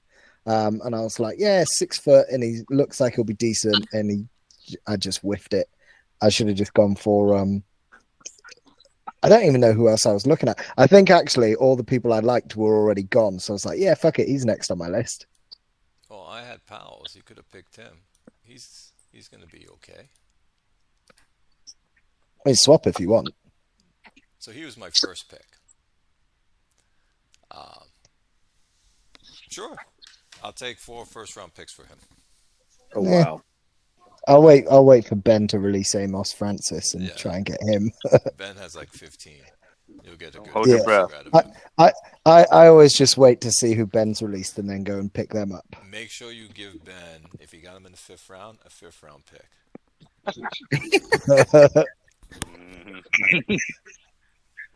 And let him know, well, you got him in the 5th round, so why should I give you higher? Make sure you tell him. I'm always replying on the forums to like, don't give him the satisfaction. Don't trade for Ben's receivers. Be careful, Clay. He's just going to use your picks to get more. There's no such thing as jinx. I knew it. But there's curses. There's no such thing as curses either. You're in the 12th century. Karma. Hey, Brady might be cursed though. Why do you say that? Still hasn't got his ring. He hasn't won a title in 4 seasons or whatever. He's had 4 seasons. Do we have something going on here? Speaking of sample size, 5 seasons. Well, he's only started 4. Speaking of sample sizes, is this a Brady curse? I am not. Let me just say that I am not concerned. No, Brady's just saying. This is Brady's 7th season. Well, he's played. Oh wait, he started. Wait, I can't count. Yeah, he started 5 seasons. Yeah. The Brady curse. Yeah, he's lost like 3 bowls in a row now. Have we been to 3 in a row? Or he's about 3. The last 3. The last 4, I think. Something like that. I don't know. He got another 8 seasons? Plenty of time, I'd say. He can go like Cushman. Cushman's what? 39. 39, yeah. Oh, Cushman's that? He's only 20. He's 29. Brady is. Yeah, so he could have 10 more years. 10 more years. Maybe he gets sick of losing in the bowl and retires at 33. I don't think that's going to happen. Pretty sure that's not a thing. But, okay. Because if someone's got a contract and they're being played? That's what tends to determine it. Plus a random. Those are the big 2 are contract and playing time. Yeah, I think in reverse order. It starts before playing time. Yeah. Yeah, that's true. Starts, and of course age. Age starts playing time. Let's put some friendly bets here. Age starts contract. Sorry. Yeah. How many bowls will Brady win before he retires? Ben, it's your guy. I'll let you go first. Or do you want to go last and hear us first? No, I was trying to think I'm trying to think how many more seasons, and I was doing math. I don't care about going first to last. I was just more trying to get an accurate answer. I'm gonna say 2. I got my answer. I'm gonna say 3. Yeah, I was going to say 2 as well. Yeah, I was going to say 2. I think 2 is pretty reasonable. I was going to say 3, but I also think he'll go to like the next 7 bowls. I think it'll be 3 also. Howie says he's going to win 1. He's got 3. Okay. Has anybody gone to 7 straight bowls in his league ever? No. I'm gonna say no. Anybody's gone to more than 3, maybe. Mateo will know this answer. I think 3 is the best we've ever had. Yeah, I don't see 7 bowls in a row.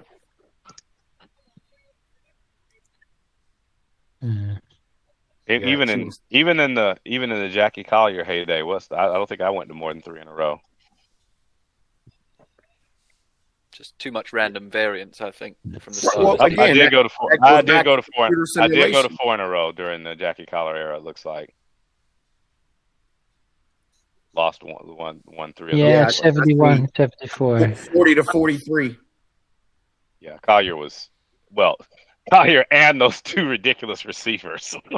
Yeah.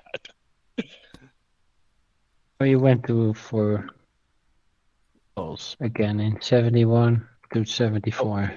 I did? I don't even Yeah. What was that? Was that Muth? Oh, yeah. I lost 3 out of those 4. That's why I don't remember it.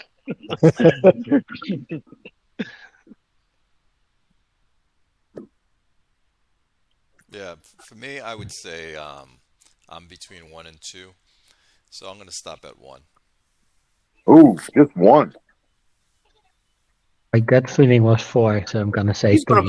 gonna play at least 9 more seasons. You think he's only gonna get 1 bowl in 9 seasons? I'm going with the Brady curse. Okay then. 2, 3, 4. Yeah, I'm going back at the Brady curse. I'm saying he wins 1, but goes to 7 more still bowls. ends in a bowl win is not as bad as it could be, isn't it? And Howie picked 1 too. What did you say, Melvin? I said if you're cursed and you can still get like 1 bowl win, that's more than a lot of players will get or a lot of GMs. Absolutely. Yeah, I'm not cursed and have 1 in 50 seasons. But Ben, would you rather go to lots of bowls and only win 1, or not go to a bowl for the next 10 seasons and then win 3 in a row? That's actually a good question. Huh. That is a good question.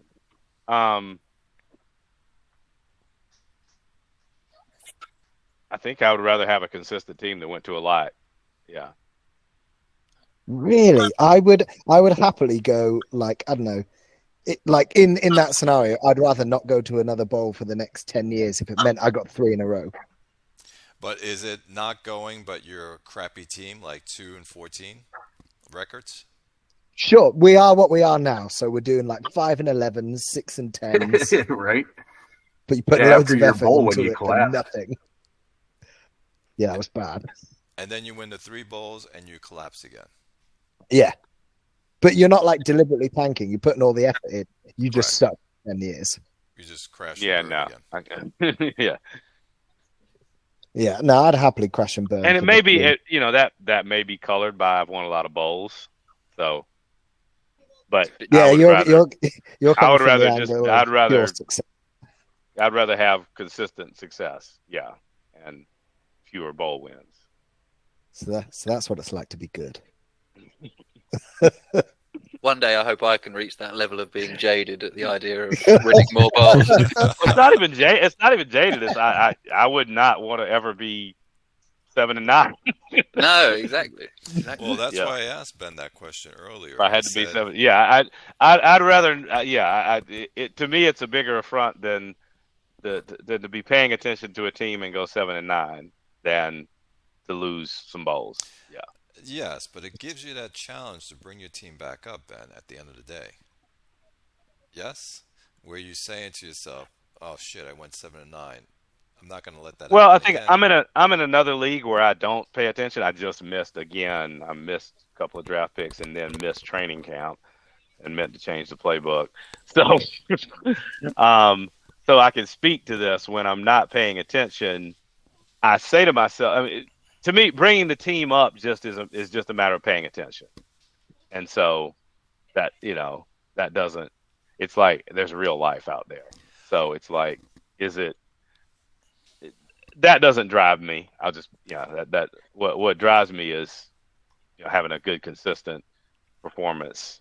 So I have a question now based on that, but go ahead, John. I was just going to say, Ben, you haven't had a losing season since, I think, 2017. Not 2017 in the real world, but like in the game. 103 seasons. Are you serious? There's some humor in that. No, I'm serious. You've had looking 2 at it. 8 seasons. Oh, I've got some 8 and 8s. Okay, I know I've gone 8 and 8. Not winning the last losing season you had was 103 years ago.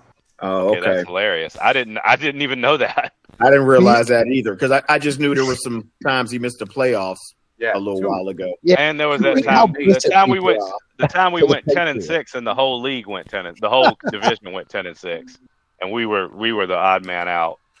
There was that year. I remember that. And there's some. Yeah, I see some 8. Yeah, the Southeast Division had a full 10-6 year one year that we were out. No, I did not realize that. I see it now. Can you imagine how unpopular the Patriots would be if they did what they did for another 80 years? So that brings. Are you saying we all should hate Ben because he wins so much? I'm not saying we should hate Ben, but maybe like the Tigers. well, listen. If you think about it, guys, on all of our shows when we're doing like the season previews and the end of season our review, we always basically skip over Tucker. We never talk about Tucker because every fucking year he's awesome. We might make a mention of Brady or something like that, but it's like we always skip over Tucker when we're talking, and we go through every team in the league, but Tucker barely gets a mention, and I think that's probably why, because he's good every fucking year.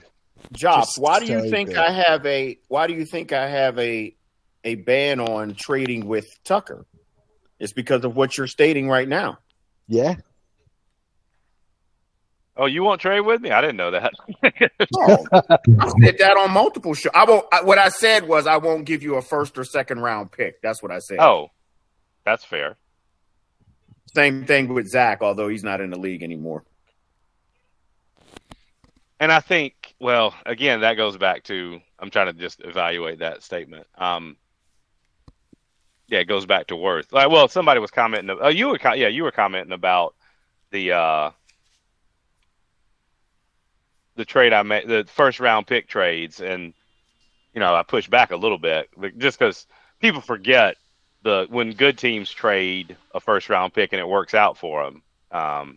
There was that situation. I can't remember which team it was. I looked it up. Julio did it once, and nobody remembers that. Julio did it, and I got a 130 for it, and whatever. but yeah, the guy. I mean, when I got the number 9 and then was able to trade up for Brady, I mean that's a mistake for sure. Right. And Grimmer and I both told Chris not to make that trade, and he did it anyway. Oh, did you? Yep. So it brings me then to say this, since Ben has these winning records. Since FOF 9 came out, Ben, you were hoping that the engine changed, that it's more challenging? Yeah. Is it? I don't have the new game. I don't know who has it. Is it more challenging? I haven't tried either.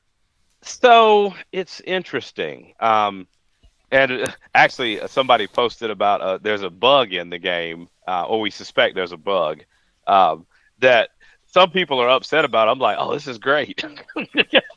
So, the bug is this. it appears that the NFC is the home team in every bowl game and is getting the home field advantage, and therefore the NFC wins like 65% of bowl games. So I'm like, sweet, I'm gonna start over with an AFC team. It is more. It's a hard question. It's more challenging than single player FOF 8, but I'm not sure. I'm not sure if that's because of the difficulty in the draft. You can't export anything. So in order to draft, you either have to just move. I mean, I can't. I cannot spend the amount of time on the draft that I would want to spend on the draft. But right now, the only way to draft it is to scroll through 800 players. I know some people like that. I'm just no. So you can't. I mean, yeah, there's some sorting where you can sort on certain things, but there's no draft analyzer. There's no way to do one. There's no export. So yes, it's more difficult, but I suspect that's because of drafting.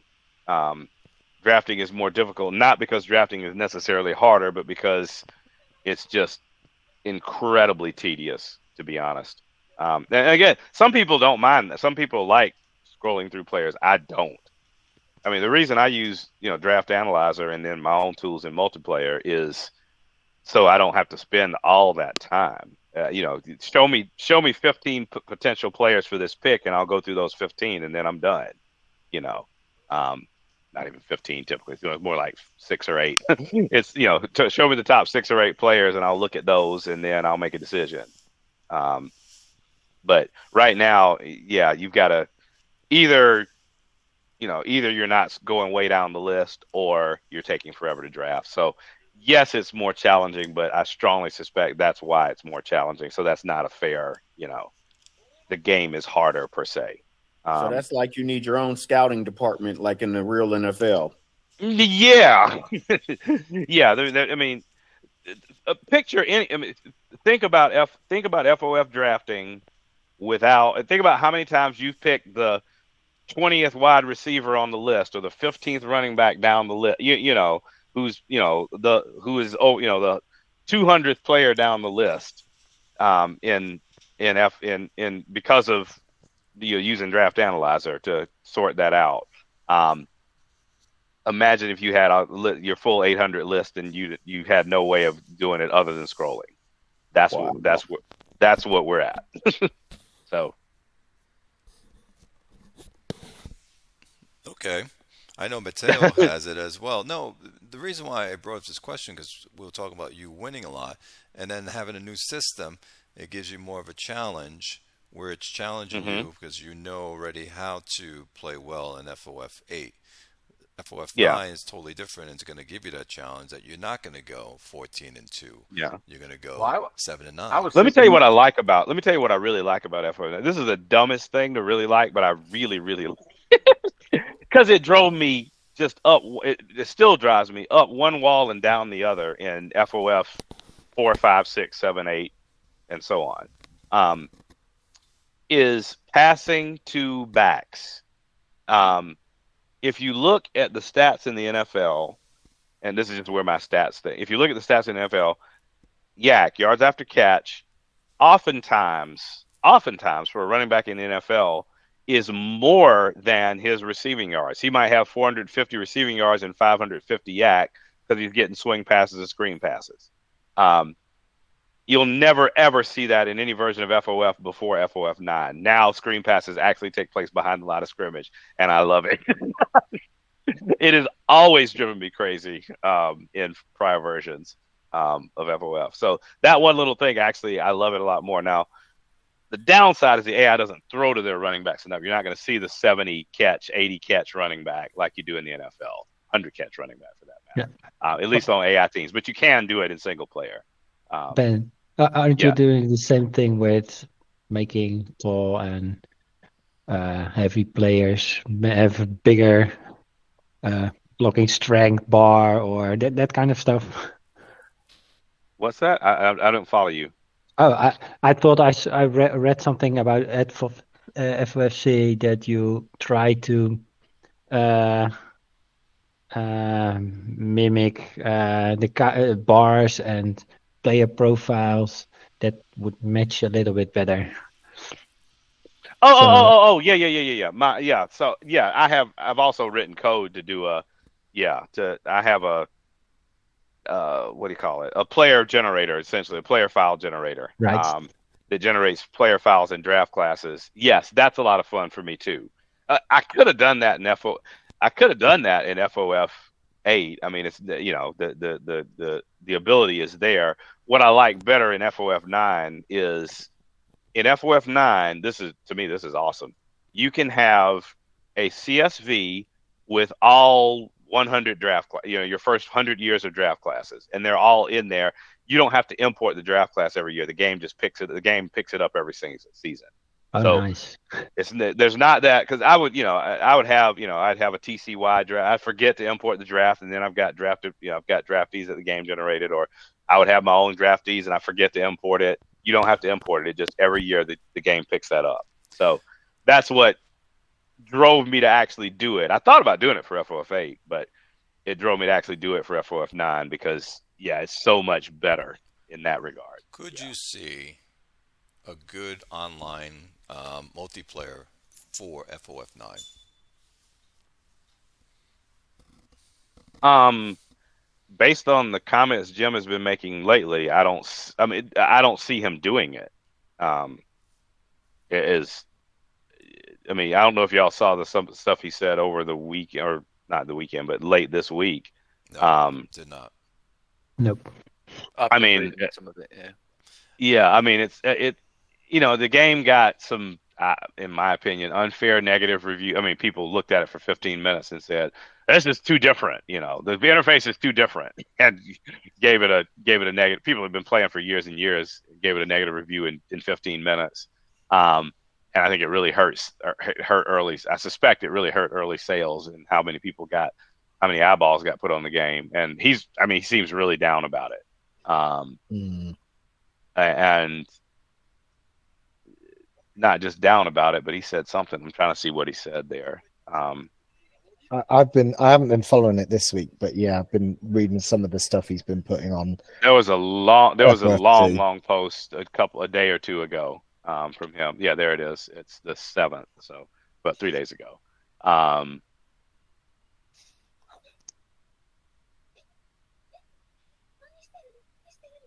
Yeah, you'd have to read it.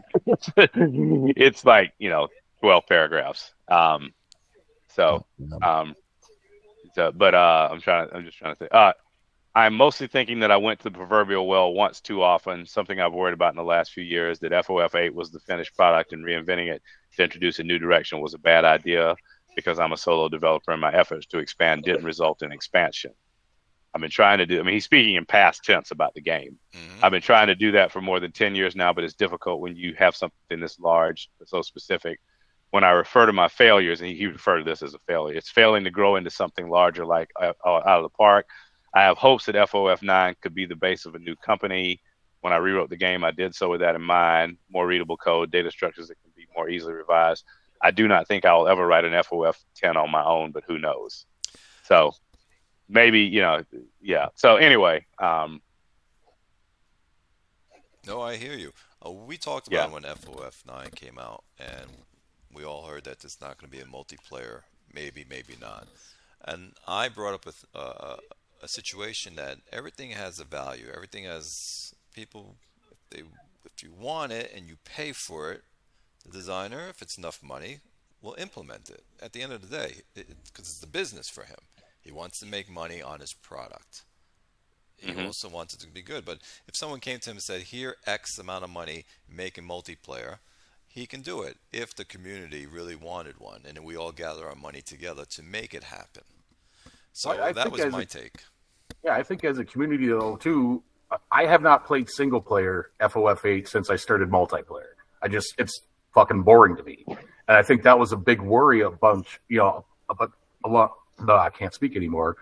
With a bunch of us MP players, is that Ben would like FOF 9 so much that he would shut down this fucking league, and that would have sucked. Because even then, I wouldn't have bought FOF 9 because I don't play single player. It's just no fun to me. Guys, I'm sorry. I got to bug out. But Ben, thank you so much for coming on. Jobs, thanks for coming on. Melman, it was good to hear your voice again. And I will see you guys on the next show. All right. See you, Bob. Take care. Good to see you, mate. What were you going to say need to now? get out of here fairly soon. Yeah, we're going to leave all of us too, but you were going to say something before you got cut off.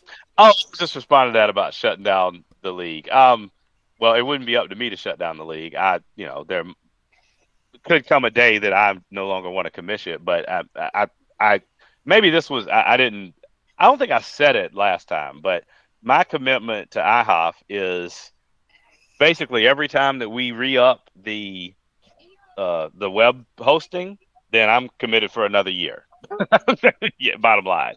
If you guys are paying for the web host, it's my responsibility to keep using the web host. So I'm committed until at least October or whatever it was, September, October of 2024, and then we'll talk about, do we want to keep going another year? Do you want me to keep doing it another year in October?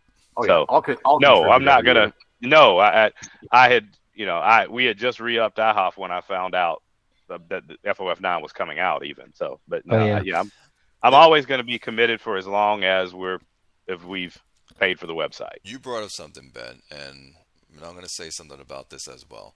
We have things in our life outside of FOF. Absolutely. We go out, have dinners and all that stuff. We have our other life. But there is something for me that this gives me a pleasure that I enjoy. And I appreciate it. And that's why with the FOF 9, if you knew Jim, and I know Melman reached out to me to give me his email, I would ask Jim, how much would you take to make a multiplayer, and see what his number is. And I would say, okay, if I can afford it, I'll pay you it. If not, I'll ask the community to put it together, and we'll gather our finances to make it happen. If you say no, we're in the same place as we are now. So there's no lostness. Everything is an upside.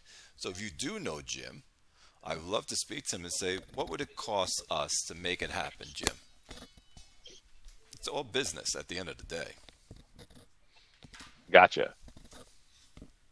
I wonder. Go ahead. I was just going to say, just from reading a lot of the posts on FOFC over the last 3 years or however long I've been playing this game, and just hearing people talk about Jim and stuff and what he said about the FOF 9 release and stuff, I do wonder if it's, at the moment, obviously money is an important part, but there's so many times where he said he's getting older, he can't do as much on his own anymore. And I know he's just rewritten FOF 9, but I wonder if how much of it is a logistics thing as well for implementing and maintaining something like that, because he said he wouldn't imagine that the multiplayer in any incarnation on FOF 9 or going forwards would be like the FTP system we have now. It would all be done via web hosting, and it'd be some sort of online game and things like that. And I don't think he ever envisages himself building and implementing and running and maintaining that. I think that what he sort of alluded to is that he hoped a publisher would come in and provide some sort of framework like that. I do recall seeing something about that. Yeah. So I don't know. That's just from the outside. He's never sort of said, "Oh, I just didn't have time to do the FTP implementation" or anything like that. I think his hope was that he'd move away from that. But a lot of games in this genre still use that. I mean, Out of the Park still uses that. Their hockey game uses that. Mm-hmm.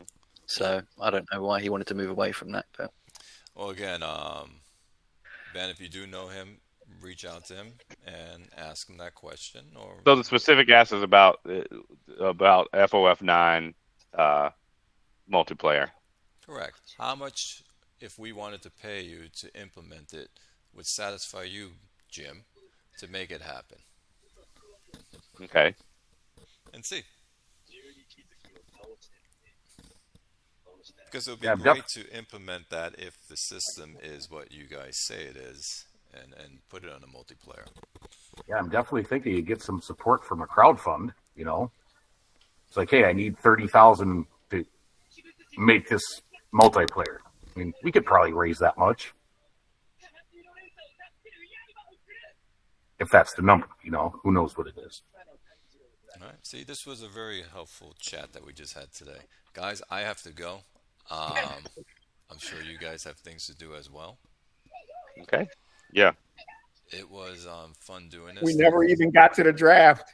No, there was no draft review.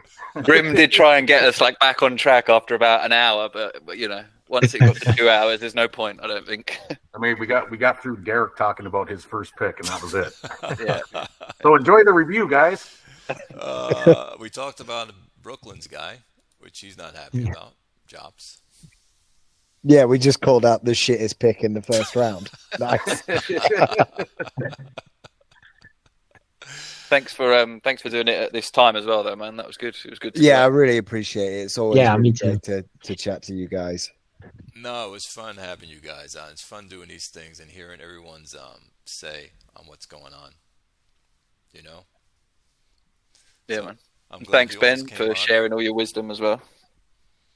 And running it and doing all the work. Yeah. Always a big thanks for that. Yeah, thank you. Definitely. And if you want to give me any receivers as well, because I said thanks, I'd be all right with that. I'll trade them to you. Of course he will. Don't you fucking do it, Jobs. I'll trade them to you. People were in Slack All right. asking about the sim today. Oh yeah. Oh yeah, I'll get to that in a little bit. I've got to. I told him you were on a radio show. I'm on a radio show. I need to feed the dog too. I wanted to wait. I wanted to wait close to 24 hours. I meant to do it at 4, but I was on with you guys. So all right, I'll have a good one, guys. All right, yeah, fellas. it'll be this evening. So all right. Sounds All good. right. All right, take care, Thanks, guys. guys. All right, everyone. Take Thanks care. again. See you later.